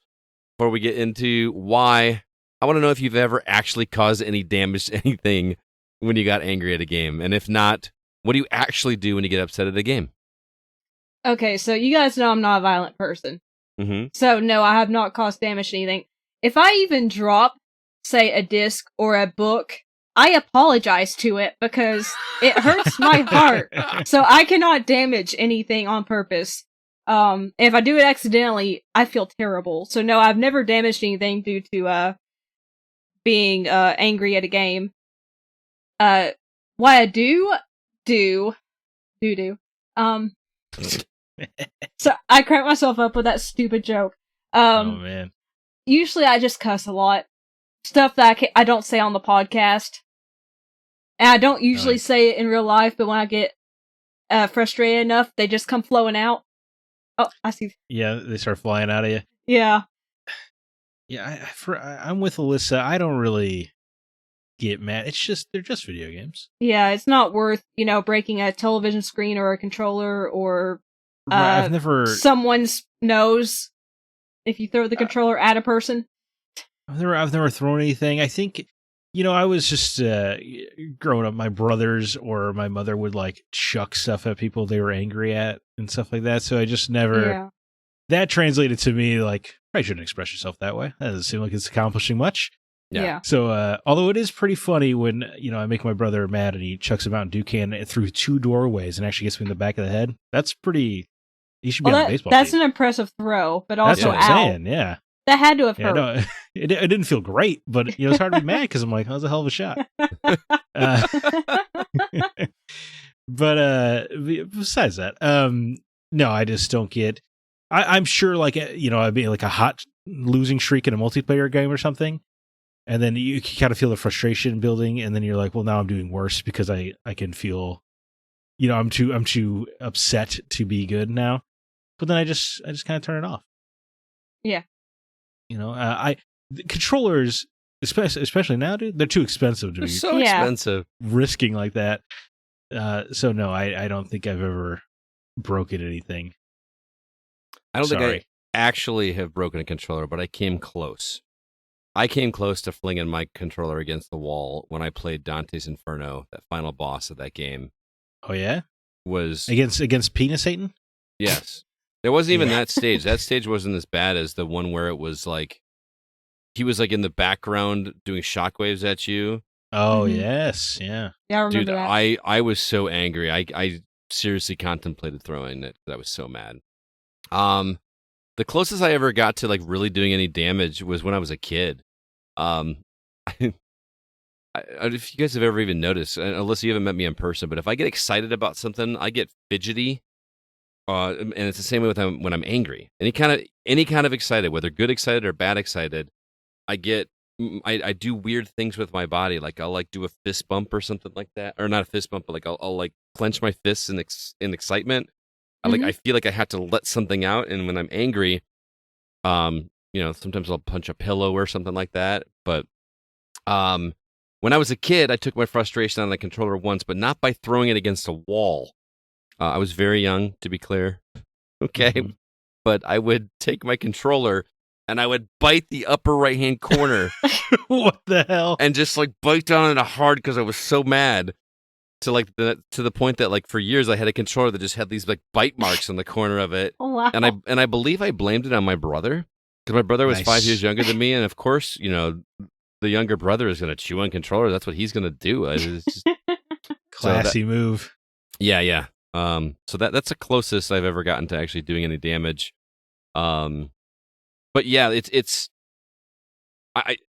as I get older and I realize there's so many other games to play. There's too much to play to get actually upset. Just put it away. It's okay to not finish it and play something that you're actually enjoying. You know what I mean?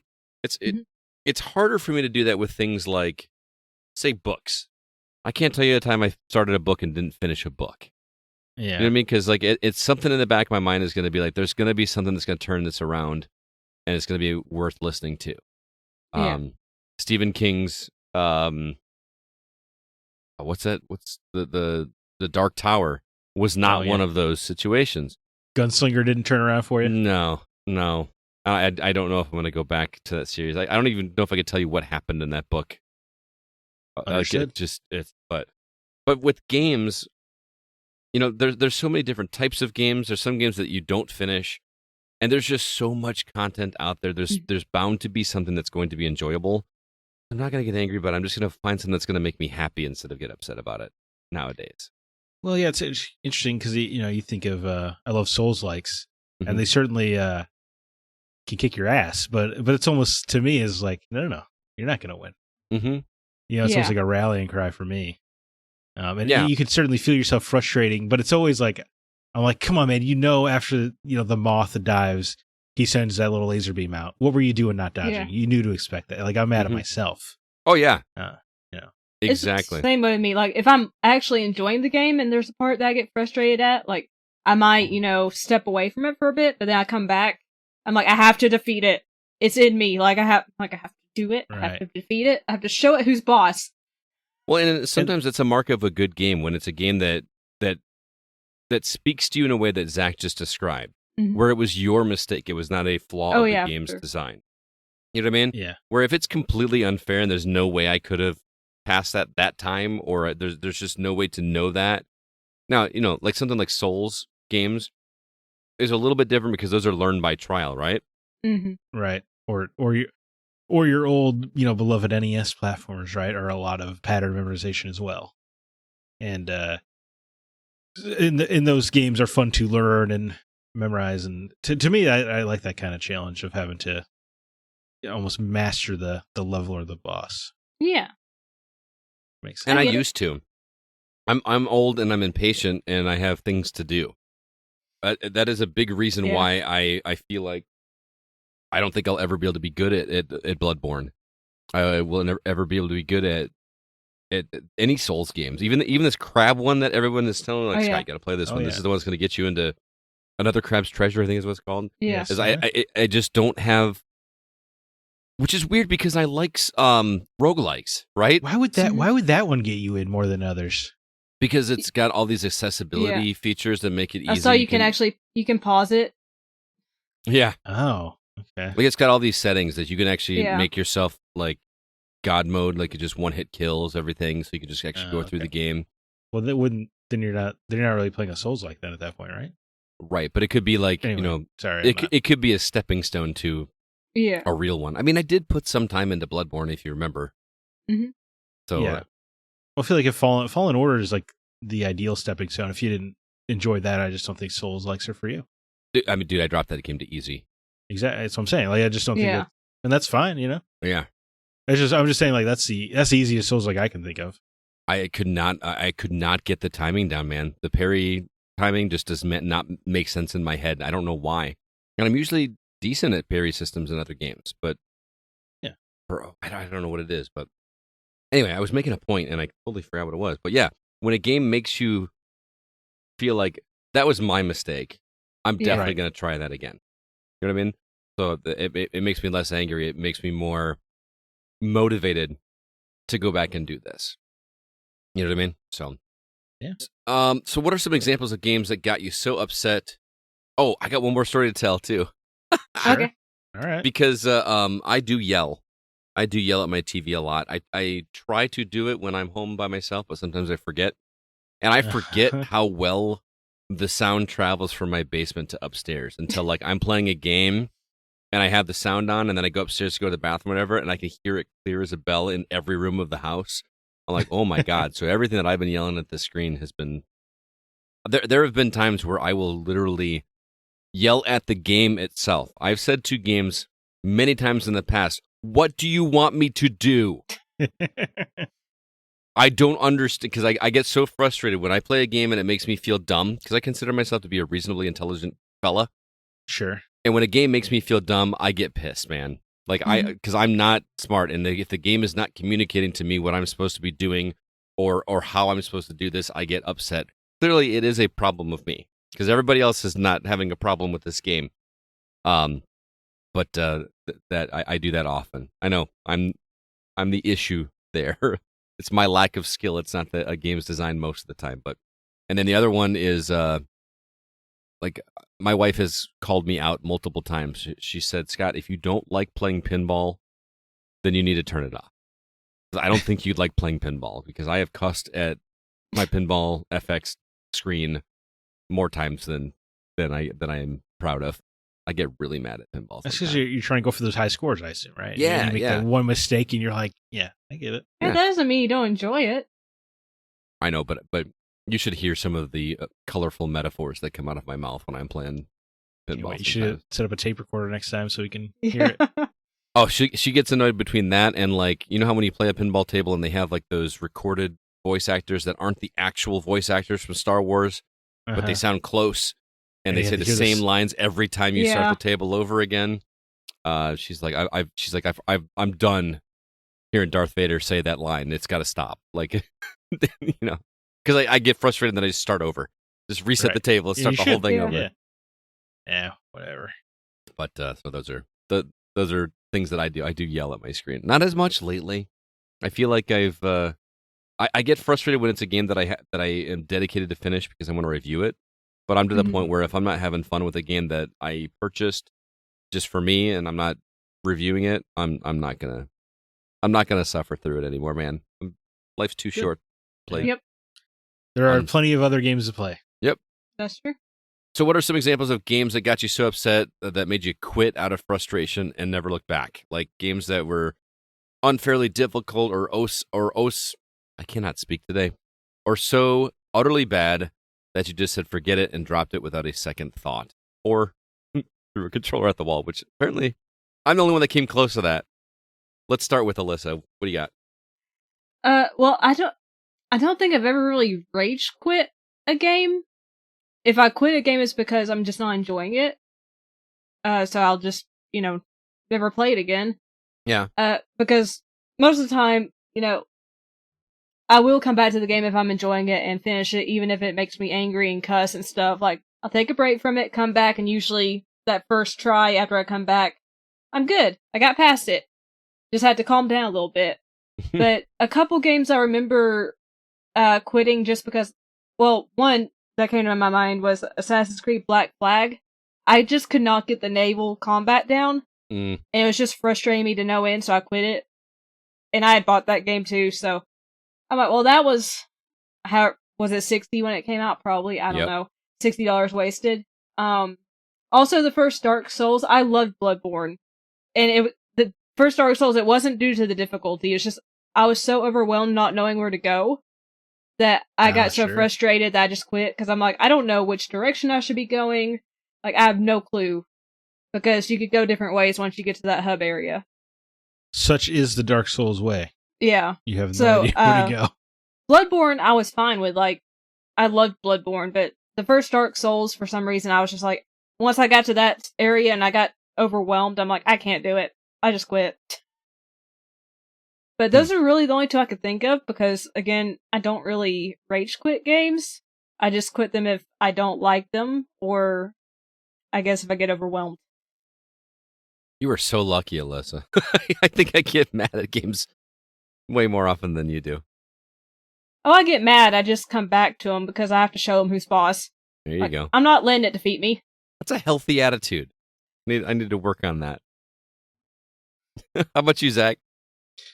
Well, similar to Alyssa, I kind of wish CB was here. I feel like he's got good stories about breaking stuff and quitting, right? Yeah. Oh, I'm sure, yeah. But as for me, no, I can't. I'm with Alyssa. I can't really remember a time where a game made me so mad that I didn't want to play it anymore. Well, you're good at games. Well, you are too, right? Nah, I mean, nah. You're the best out of us. I mean, I would say. Zach is. Yeah, Zach. Scott vanquishes all these 2D games. That's Alyssa, true. You tear up these adventure games. I think we're all good at different things. How about that? Okay. There you go. Yeah, we're good at different genres. But yeah, similar to Alyssa, like I don't want the game to beat me. Mm-hmm. You know, I want to get back in there.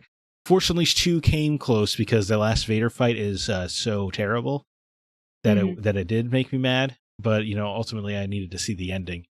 But like it's like a 20 or 30 minute boss fight, and so much of it is just waiting for Vader to do the next thing so you can hurt him. Mm-hmm. It's a very bad boss fight. But the closest I feel like I did come was the first time I played Bloodborne, because I bought it after a friend screen shared the game with me so I could play it for far. I was like, oh, this seems cool. I'll check it out. And then so I bought it and I played it. And I was having a good time with the mob enemies or whatever. And then I get to the first boss, and it's just it feels so impossible.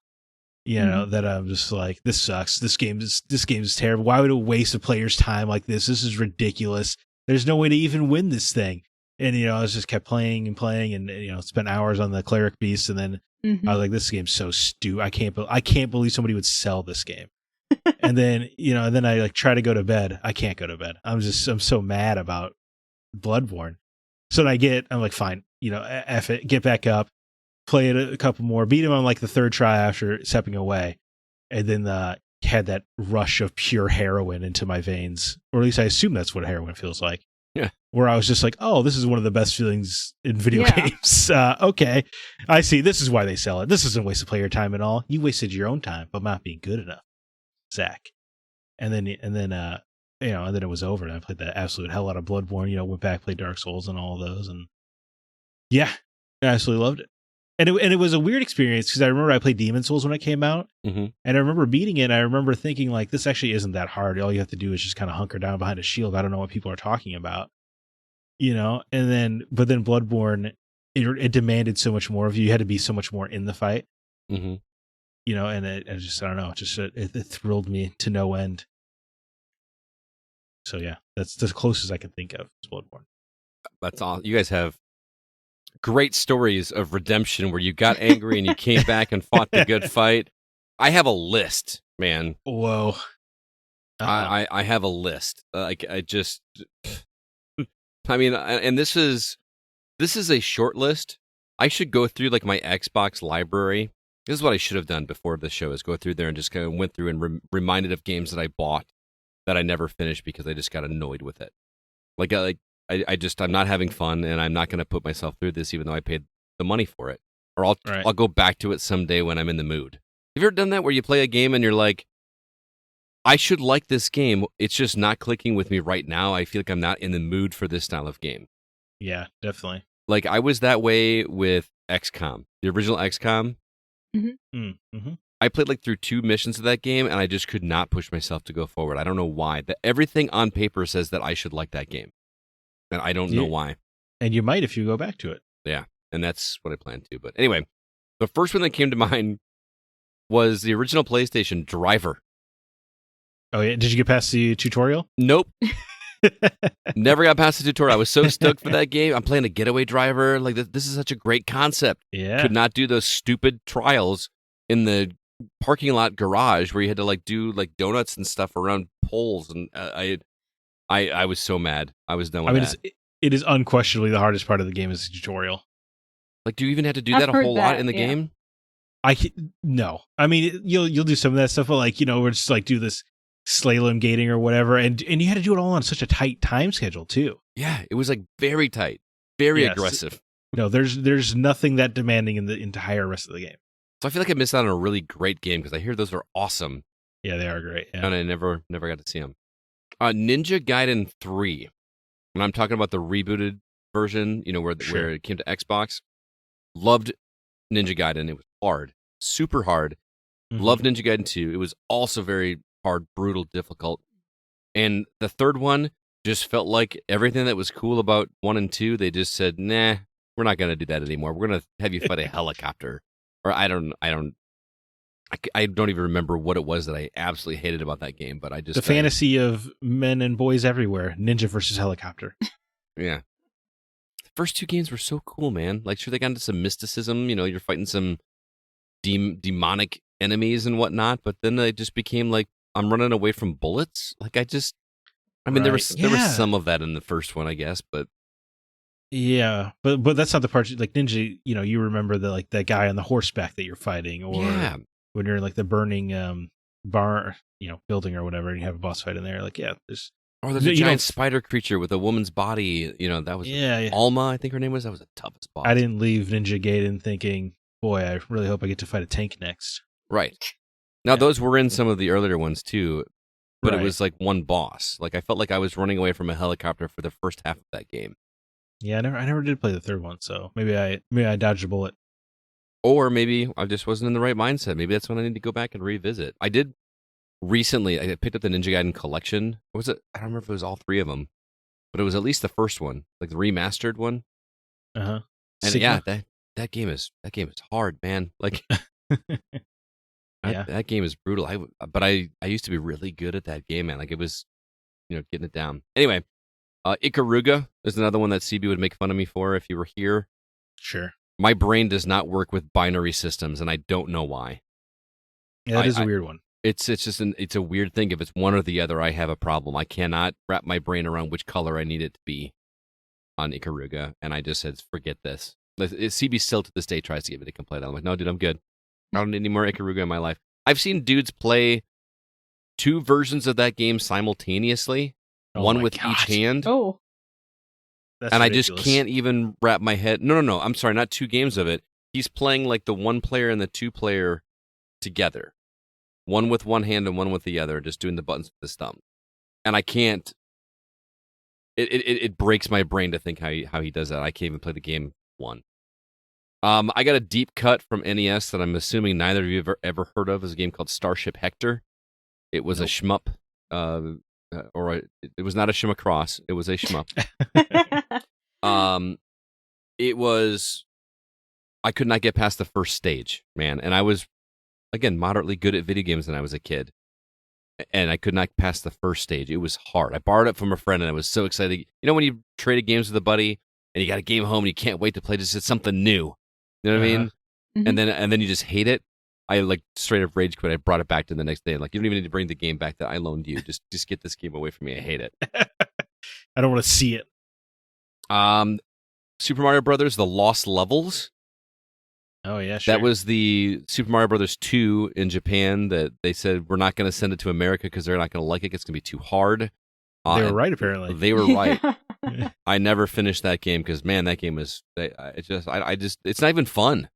It's like when you ever see those TikTok videos or reels or anything of people that are playing like those homebrew versions of Mario levels where they're just doing insane things that don't even make sense in yeah. How are you TikTok's just full of Korean men. Yeah, I believe it.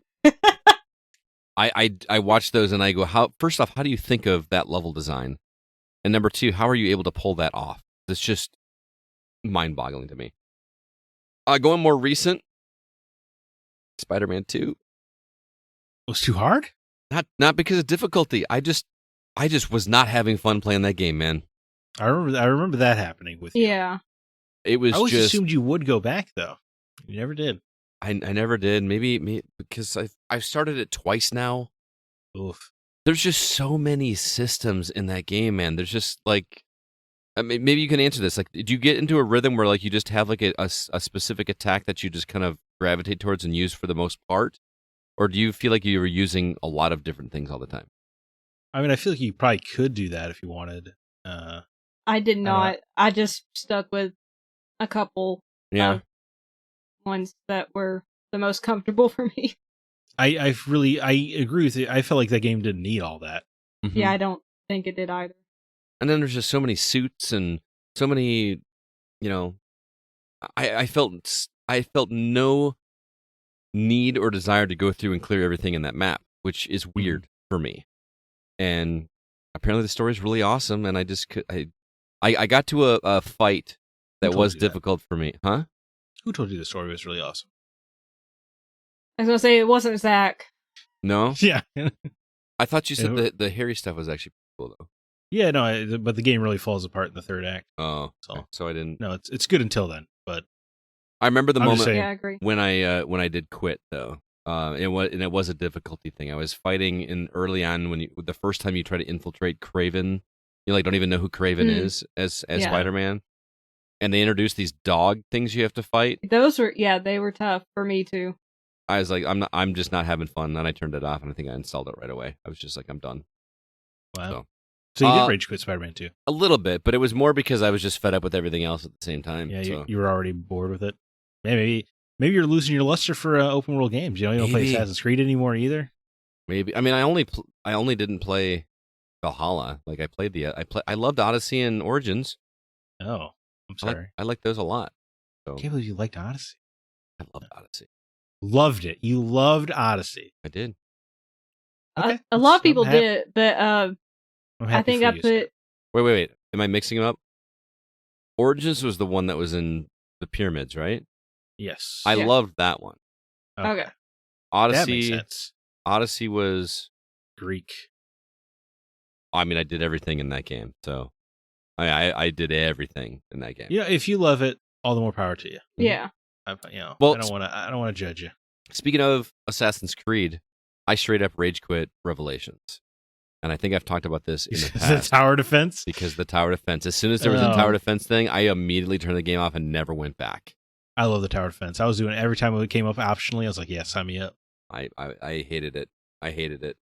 And again, that's a good game. That has a good little ending, but I guess you probably already played 3, so it didn't really matter. Yeah, I already know the real world ending of that one. I don't know how it happens, but I know the big thing that happens. Well, it's just that game says goodbye to Ezio and Altair in a very nice way. Oh, okay. And then my last one, Skyward Sword. You know what? I wish I was as strong as you and did rage quit that game. Because, my God, the first time I fought a boss and I had to hold the controller a certain way to dodge projectiles or deflect projectiles, and it didn't work right, I'm done.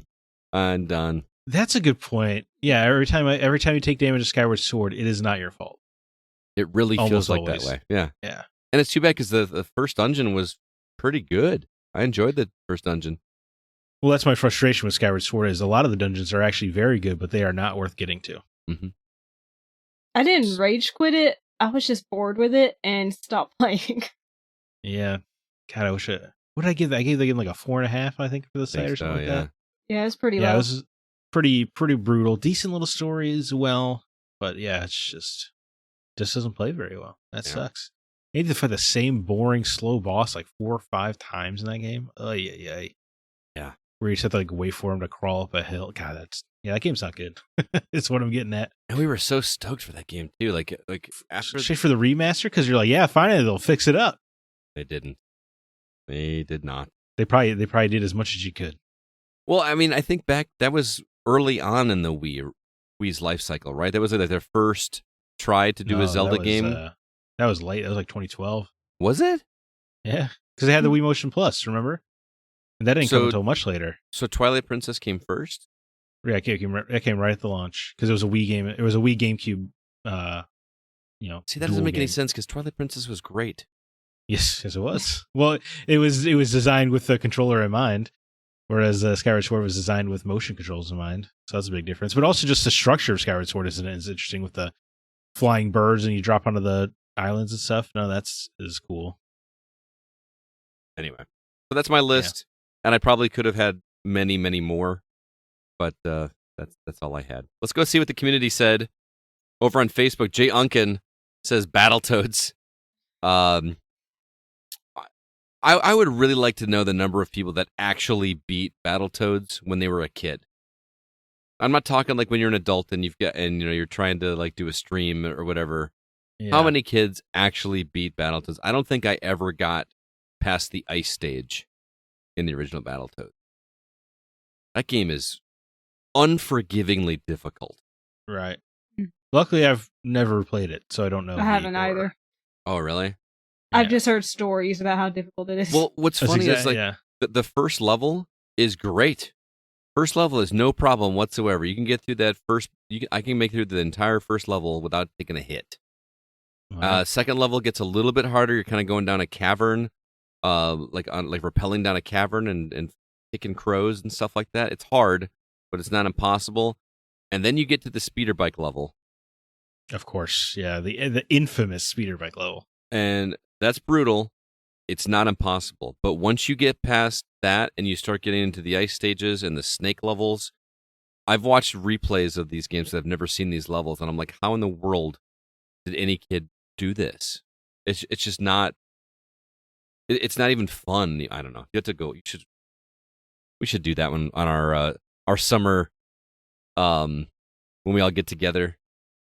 Vacation thing at an Airbnb. In our Airbnb that we're all going to do one day. Got to sit down and make you guys play Battletoads together because it's co-op. You get to hear Alyssa cuss. Woo! Yeah. We got to get in on that. Anyway, Zach, you want to read the next one? Sure. Sean Coates writes in Star Wars Battlefront, the EA version. Man, I was hyped. Rachel and I attended Star Wars Celebration one year, and they had a huge booth for Battlefront, which had not come out yet.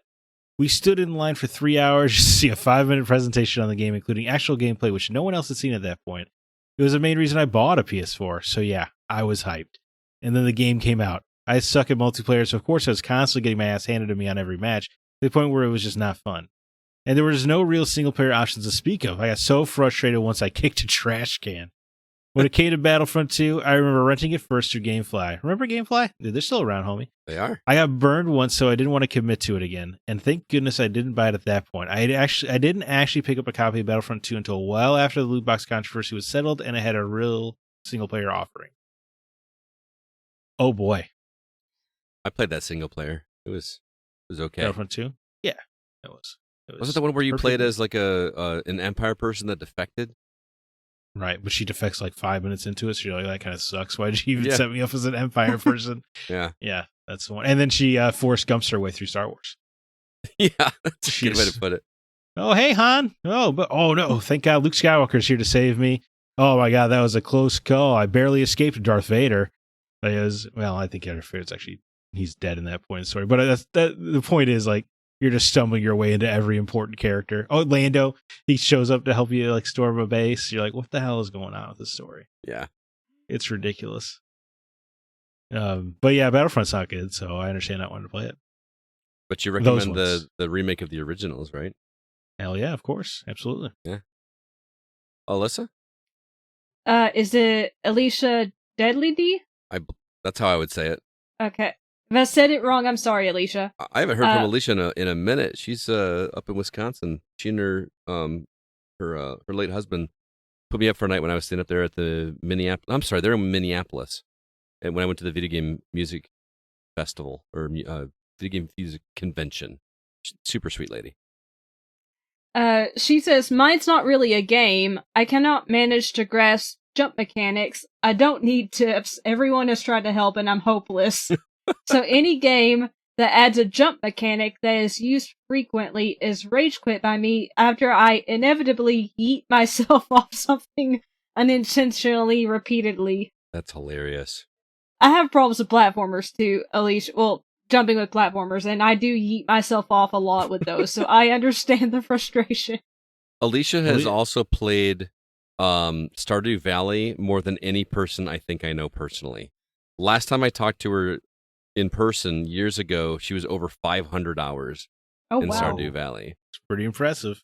And that and Animal Crossing. She loves those games. Oh, she likes cozy kind of games? No jumping whatsoever. Well, yeah. Well, it made me think of Zelda, where it jumps for you. Yeah, right? Yeah. That's a good point.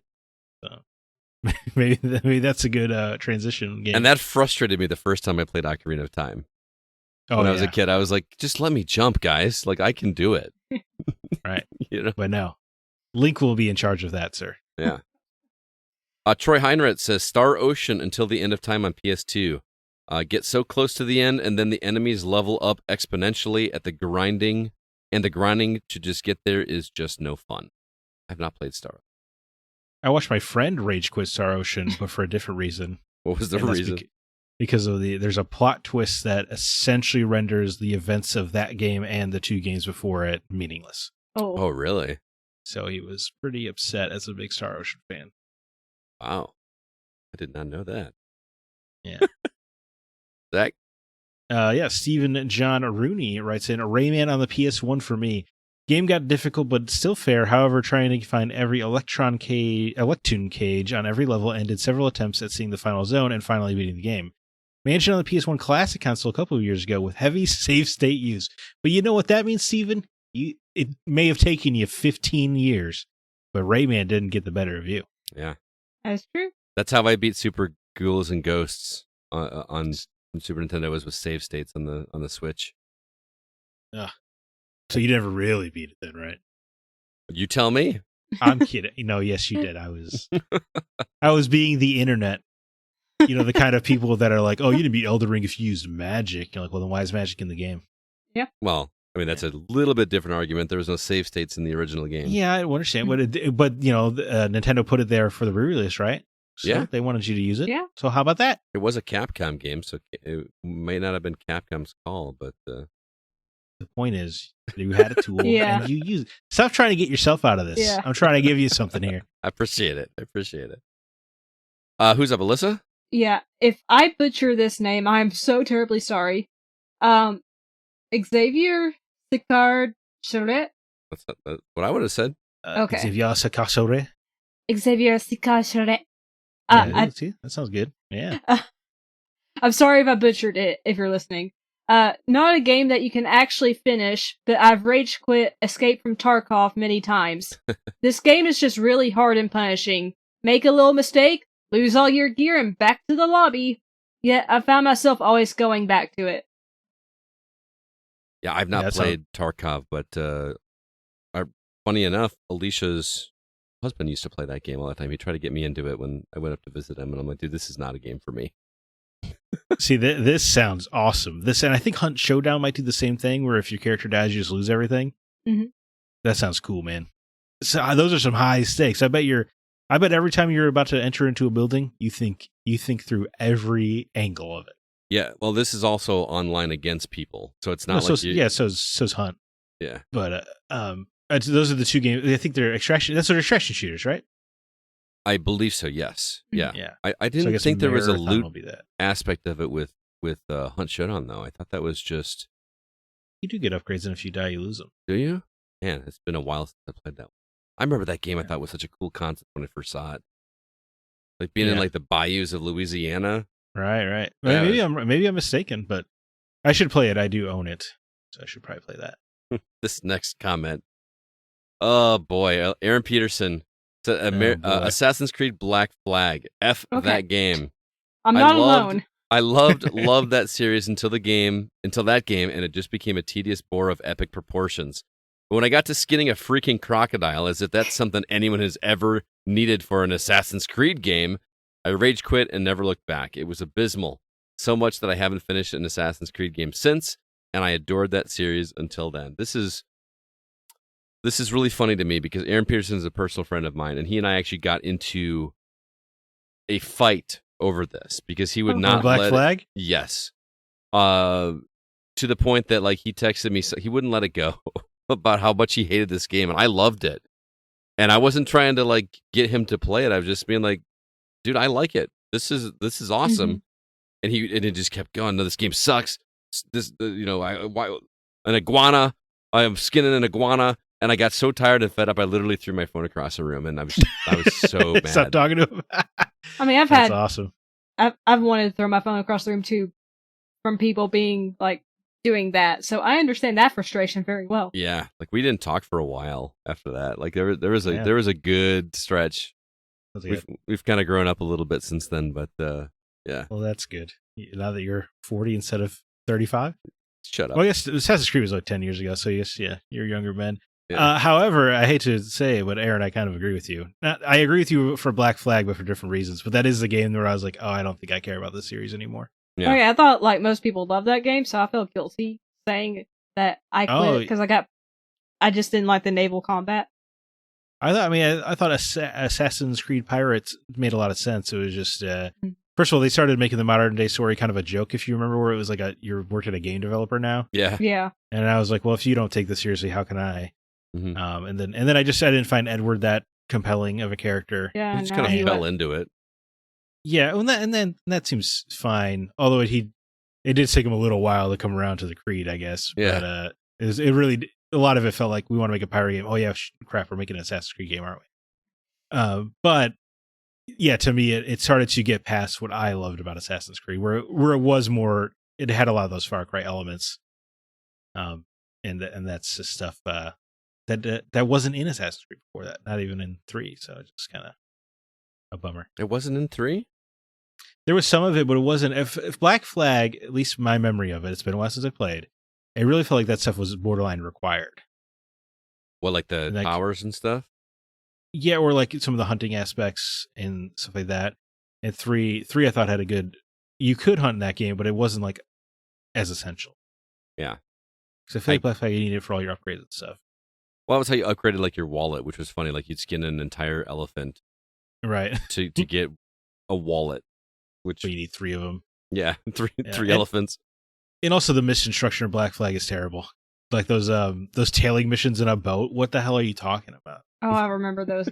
Stealth boat mission. Yeah, that game was just kind of didn't do it for me, but I know people love it to death, and it might be one of those games where I meet it with new expectations. I might like it if I retried it. Yeah, so maybe I'll do that one day. Maybe. But Matthew J. Machand writes in, keep in mind I was 13, Batman for the NES, I rage quit so hard I slammed the controller down and broke it. I'm not proud of it, but I was also a kid. I've watched some playthroughs of that game. It looks difficult. Like crazy difficult. Yeah. What's funny is like I've heard that game is hard and the final boss is not. When you face off against the Joker, like the Joker is shockingly easy. Which is weird. Like a difficult I don't know from experience. I just heard that. So he wouldn't stand a physical chance against Batman, so that makes sense. They had to turn him into a monster in Arkham Asylum, remember? Oh yeah. Yeah, they did. So, yeah, I remember. I guess it kind of makes sense that you would just beat the Joker pretty easily. Man, I want to go back and play the game. This does remind me of how me and my brothers finally stopped playing Fallout 2, though, is because my littlest brother got so mad he ejected the disc and frisbeed it at the wall and it cracked. Oh no. Oh really? Yeah. Wow. So shout out to my little bro. You never finished it? No, we played it to death, like over and over again. It was like an after-school activity. Gotcha. But then one time he just got so mad at it that he whipped it at the wall and it broke. Wow. And that was when I was devastated because we probably put hundreds of hours into it as kids. Like passing the keyboard back and forth and making dumb decisions, and one of us murders the town chief or whatever, and now you're like, well, I guess we can't go to that town anymore. All right, moving on to Discord. Alyssa, you're up. Mark Szymanski writes, Bloodborne. Very difficult games are not my jam. Thankfully, Bloodborne was a PS Plus game. It came highly recommended by the gaming universe, but also a warning of difficulty. Free won me over. I played it for maybe 15 minutes and couldn't get past the very first enemy. Nope, not for me. Sadly, I avoid anything from Software or the moniker Souls-like now. My gaming time is limited enough, why mix frustration in with it? Honorable mentions, Silver Surfer, NES, Ghosts and Goblins, NES, Comic Zone, is that Sega Genesis, SGN? I believe Correct. So. Okay, Echo the Dolphin, SGN. I was a teen and didn't want to think that much. I mean, Echo the Dolphin is harder than it should be. Right? That's for sure. Yeah, because you think a game about a dolphin, like, oh, this will be a nice fun time, but no, it's like a hardcore. I think you fight aliens in the end of that game. I mean, the game's ridiculous. And Ghosts and Goblins, screw that game, man. Like, you think Super Ghouls and Ghosts is tough. Ghosts and Goblins is just absolutely unforgiving. And it's not one where you can memorize the patterns because the enemies come randomly. And is this the one where you beat it and then you have to beat it again to really beat it? Well, both of them, yes. Mm-hmm. Oh, both of them. Ghosts Okay. and Goblins and Super Ghouls and Ghosts. Which is so weird that they didn't just call this like Super Ghosts and Goblins or something. I don't know. Yeah, that is weird. But it's hard. Because there's like one hit, well, not one hit kills, or 2 hit kills. You get hit once, you lose your armor. You get hit twice, you're dead. You get stripped down of your heart boxers, right? Yep. It's a classic. Oh man, remember those Maximo games on PS2? Oh yeah. Yeah, because the same thing happened. I assume it's the spiritual successor because he would also get stripped down to his heart boxers. Was that a Capcom game? Yeah, Makes sense. it's got to be that's funny. I'm kind of with him on the Bourne games. I think I would like them if I had the patience. I've just got too much to play, too much to do. If I sit down and play a game and don't accomplish something, I get really irritated. But imagine how accomplished you'll feel when you finally kill that first boss. I had completed 2 bosses. Well, there you go. I did the first one, like that thing on the bridge. It was like a giant creature on the Cleric bridge. beast. Yeah. The cleric beast, and then there was a Father priest. Gascon? Yeah. Was that his name, or is it Gascoigne? It was spelled Gascoigne. Gascoigne. Yeah. Okay, Yeah, it's Gascoigne. pronounced Gascoigne. But I beat that boss only because I had someone like in the game with me, and I'm like, if I have to bring someone to beat this game, I'm not gonna do it. But I will say I did get the appeal because once you do this stuff over and over and over again, you repeat and repeat and repeat, it just becomes second nature. So that first enemy that Mark is talking about, you don't even think about it after doing it 20 times, which sounds like a ridiculous thing to say, but it actually becomes fun getting into that rhythm. This is going to sound like a weird comparison, but Volgar the Viking is like a 2D 16-bit game that I played on Xbox that was all memorization. Is incredibly difficult, one-hit kills, but I just got into a rhythm with it where like the first half of, the first time you're playing, it is just learning the memorization and learning where you're supposed to go and jump and do this. And then it feels awesome when you get through and do it. So translate that to a 3D game with an awesome open world that rewards itself or rewards you for exploration and, backdoors its way back to the main hub and stuff like I've heard that game does. I see the appeal. I just don't have the patience. Maybe I need to get over the hump like you did, when you first played Bloodborne. Yeah. And just do it. Maybe that needs to be I need to go back. What do you think? Start with Bloodborne or go to Dark Souls? Oh, well, yeah. I mean, obviously, I feel like I'm biased because of how I started, but Bloodborne is the entry point, in my opinion. Okay. It's just the best one. I feel like Dark Souls might be because I think Dark Souls is an easier game. Mm-hmm. So maybe that's a good way to start. But you're gonna often feel directionless in Dark Souls, so it's kind of tough. Yeah. Honestly, Elden Ring is probably the best way in. Ooh. It's definitely the most accessible. All right. Because if you get stuck on a part, you can just go somewhere else because it's this giant open world. Right. Yeah. I just get scared, man. I get nervous even thinking about it because I tried Elden Ring and I was like, open world, and there's like just flying creatures that just kill me in one hit. I'm like, what am I doing? Like, do you want me to Kevin Honigford? I can Sherpa you around in Elden Ring. Maybe. But there's also so many different builds. Like, can't you just? Isn't it just like super complicated ways to do your characters and stuff like that? I don't know. It's super complicated. We'll get you a bleed build going. That'll help you out. What does that mean? I make characters bleed by attacking him?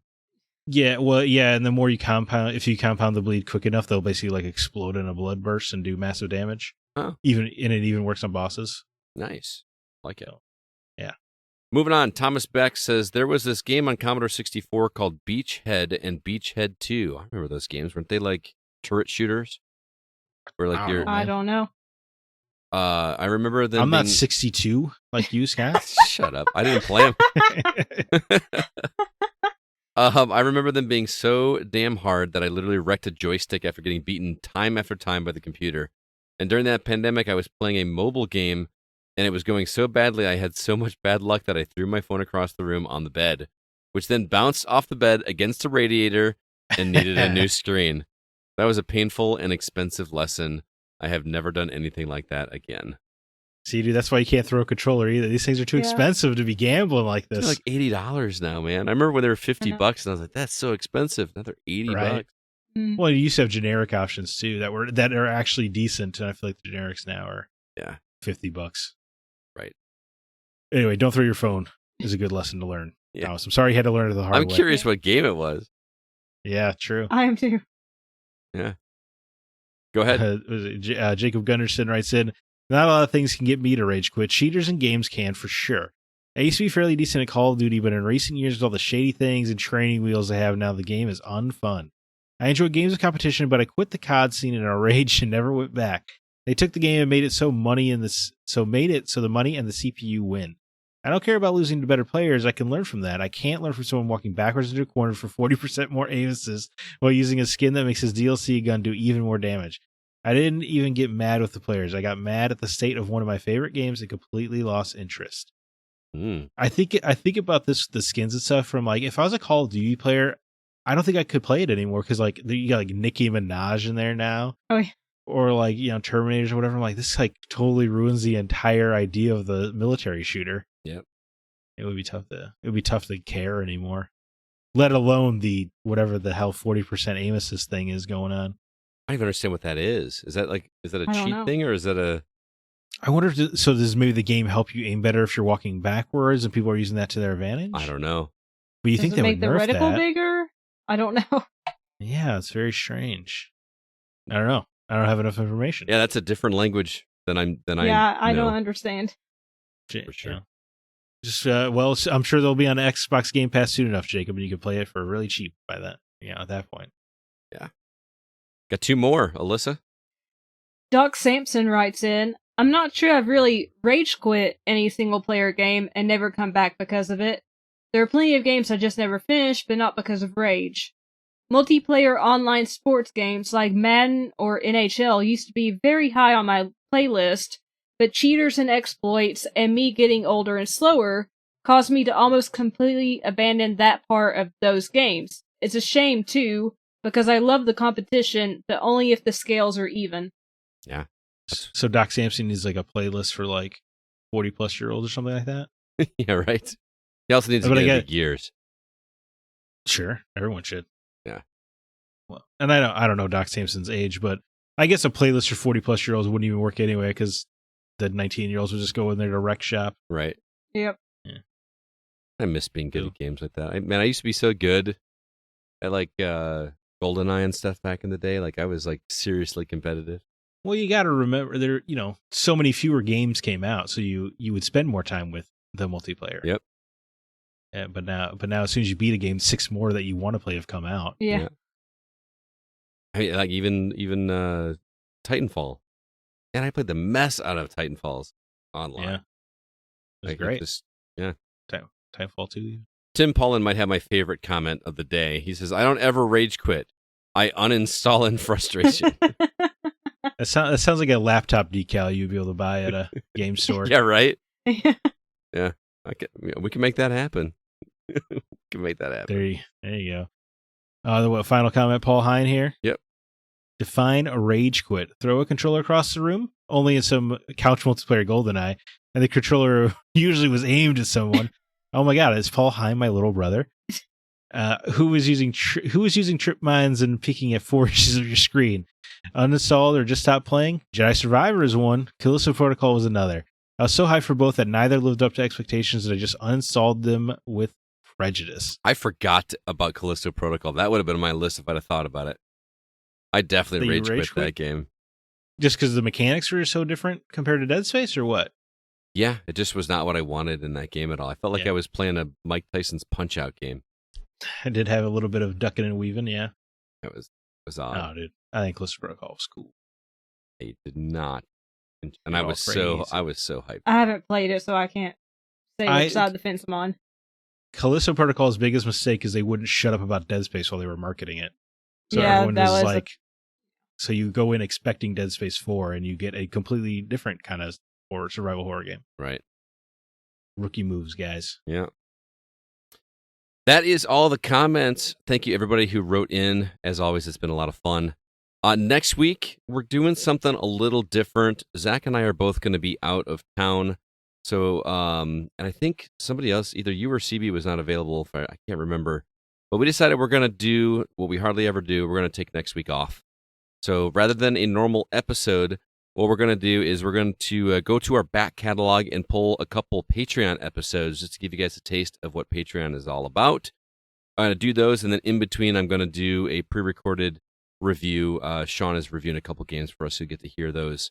So yeah, next week will be a couple Patreon episodes with a couple reviews stuck in the middle, but we promise the week after we will be back, probably at full strength by that point, and stay tuned for our topic. But that's going to do it for this episode of The Gaming Outsider. As usual, the episode is produced by Kevin Honigford. All the music you hear is written and performed by Grant Henry of Stemage and Metroid Metal. Once again, his website is stemagemusic.com, STEMAGE music.com. Please be sure to email us if any questions or concerns. Our address is feedback@thegamingoutsider.com. Zack, do you have any parting words or recommendations for our listeners? You know, I'm not a big Doctor Who guy.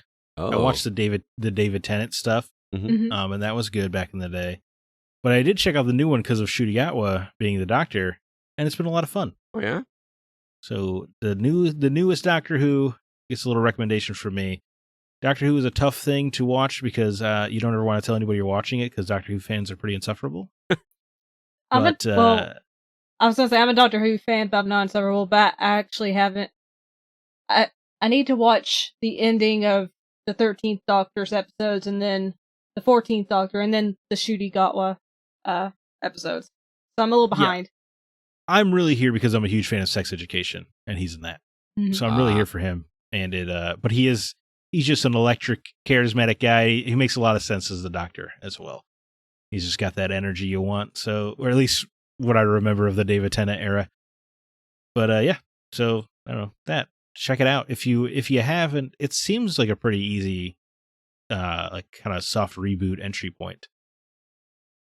So I don't know. Very cool. That's what I would like. I watched not on a dare, but like on a lost bet. I had to watch. I can't remember what the episode is called now, but the David Tennant one with the statues, the Weeping Angels. Yeah, of course. That's the go-to episode, definitely. Yeah, I think it's called Blink. Blink. Yeah, it is. Mm-hmm. It is. Did you like it? I did. I obviously not enough to go back and like watch it because I decided I was going to watch Doctor Who once, but you know me, I can't start in the middle of something, so I went and started with like 1960s, and I'm like, no, dude, this is not happening. I want to start. I started with the Christopher Eccleston episode. Yeah, I was gonna say that's where I started as well because that's when it rebooted in the 2000s, man. And in that first Doctor, he's only got like 9 episodes or something, right? Or really, you got a really short tenure. He just had one season. I forget how many episodes were in that season. Did they lead you in though, like as if you didn't watch the 60s? Yeah. Okay. Completely fresh. Yeah. Someday. What about you? There's plenty of other stuff to watch, man. Yeah, I know. Mm-hmm. What about you, Alyssa? Of course, it's K-drama. If we had music, it'd be playing right now. Right, yeah, Baldur's Gate and the K-drama music, yeah. It's a Netflix K-drama, and it's called Move to Heaven. No one warned me about how sad it was. Every episode, but it's so good. It's so good. It's about this 20-year-old guy who is on the autism spectrum. Him and his uncle run a trauma cleaning business, which trauma cleaning is where they clean up after someone dies. I see. Okay. And it's just about, they don't really know each other that well, so it's about them, the uncle trying to, understand the nephew and him being autistic. They're very respectful of it for the most part, by the way. It's very good representation. Just them trying to navigate their relationship with each other since they really didn't know the other existed for a long time. And, just every episode pretty much shows a different person that died, and you learn their history and about their families, and it's just every single dang episode, either I'm close to tears or I cried. And I'm gonna finish it tonight, actually. But it's amazing. Very sad, but amazing. So if you have Netflix and you want to try a K-drama and you don't mind crying, Move to Heaven. Strong recommendation. All right, for me, I got a clip from a Saturday Night Live that I'm going to recommend you guys check out if you haven't seen it already. I posted it on my socials and whatnot, but just Google Saturday Night Live and the phrase "y'all won." This obviously hit close to home with me being a teacher, but it is a skit that they did on Saturday Night Live somewhat recently, talking about the school year being almost done and how teachers are basically telling the students, "y'all won." Okay. It is genuinely hilarious. Obviously, it's going to be more funny to me than most, but I think you guys would find it really funny. It is getting tough out there, guys. It is getting really, really tough out there. And I'm going to share an anecdote with you. This past Friday, I DJ'd a school dance. And I'm behind the table, and kids come up to me and ask for requests for songs all the time. And a girl comes up to me and asks me to play a song that I had never heard of. The song is called Latch. And Disclosure featuring Sam Smith. There you go. I had never heard of it before. And I couldn't understand what she was saying because I'm right behind the speaker, and I'm like, what is it? And no matter what she said, I could not understand what she was saying. I'm like, can you spell it? And she gave me a look of shock, like, I don't know how to spell that. Latch. Wow. Okay. This is a middle school, man. Ay. That's not good. Yeah, so we're talking. I saw your Facebook post. I'm like, this student could spell latch. Yeah, I totally didn't even download the song or anything, just out of principle. Like, if you can't spell the song, I'm not playing it for you. No child left behind. It's brutal, but I got things to say at some point. But I can't wait for your tell-all, your memoir. Oh my goodness, it's just insane. Oh, and if you watch that, pay close attention because the end is funny, but they do a final thing on the title card that is absolutely hilarious too. So y'all won. So you're not one of these people who claims that SNL is terrible and that it's long past its golden days. I haven't honestly watched it in a while, not because of that reason. I don't say that about SNL. I think a lot of the stuff that people send me, I find genuinely hilarious, but I don't make a point to go watch the show on Saturday. You know what I mean? Yeah. I ask because I feel like people are always like, yeah, SNL's terrible now. It used to be so much better back this, but that's like when they watch SNL. Yeah. And it always just reminds me of like when people are like, music today is terrible. I'm like, yeah, dude. Yeah. And your dad said the same thing, and your grandpa said the same thing to him. Yep. Your great grandpa said, it's just how these things go. Of course, SNL today is not what you remembered when you were young. You absolute weirdo. There's a lot of funny stuff, man. Did you see the one about Rome? Oh my God, you got to see they did like a music video about just, I'll find a link for you. Just look up Rome SNL. It's just it's so stupid, but it's so funny. Like, it was one of those like Lonely Island. I don't know if it was actually Lonely Island, but it was like a music video, and it's really funny. It's like what guys think about. It's great. Anyway, this has been fun, guys. I really enjoyed the topic. It was great to see you guys. I really wish we all lived closer so we could hang out in person. But Zach, I'm going to see you in about 2 months, maybe ish. Yeah, play some pinball. Play some pinball, play something. Whether I want to or not. Yeah. And Alyssa, someday I'll get to meet you in person. Yeah, I'm just stranded in the middle of nowhere. We'll make it happen. We're gonna do a trip sometime, our own little mini vacation. But until next week, I am Scott Clark with Zack Parkerson and Alyssa White, and we are the Gaming Outsider. Remember, there's no such thing as a bad game, just games that aren't for you.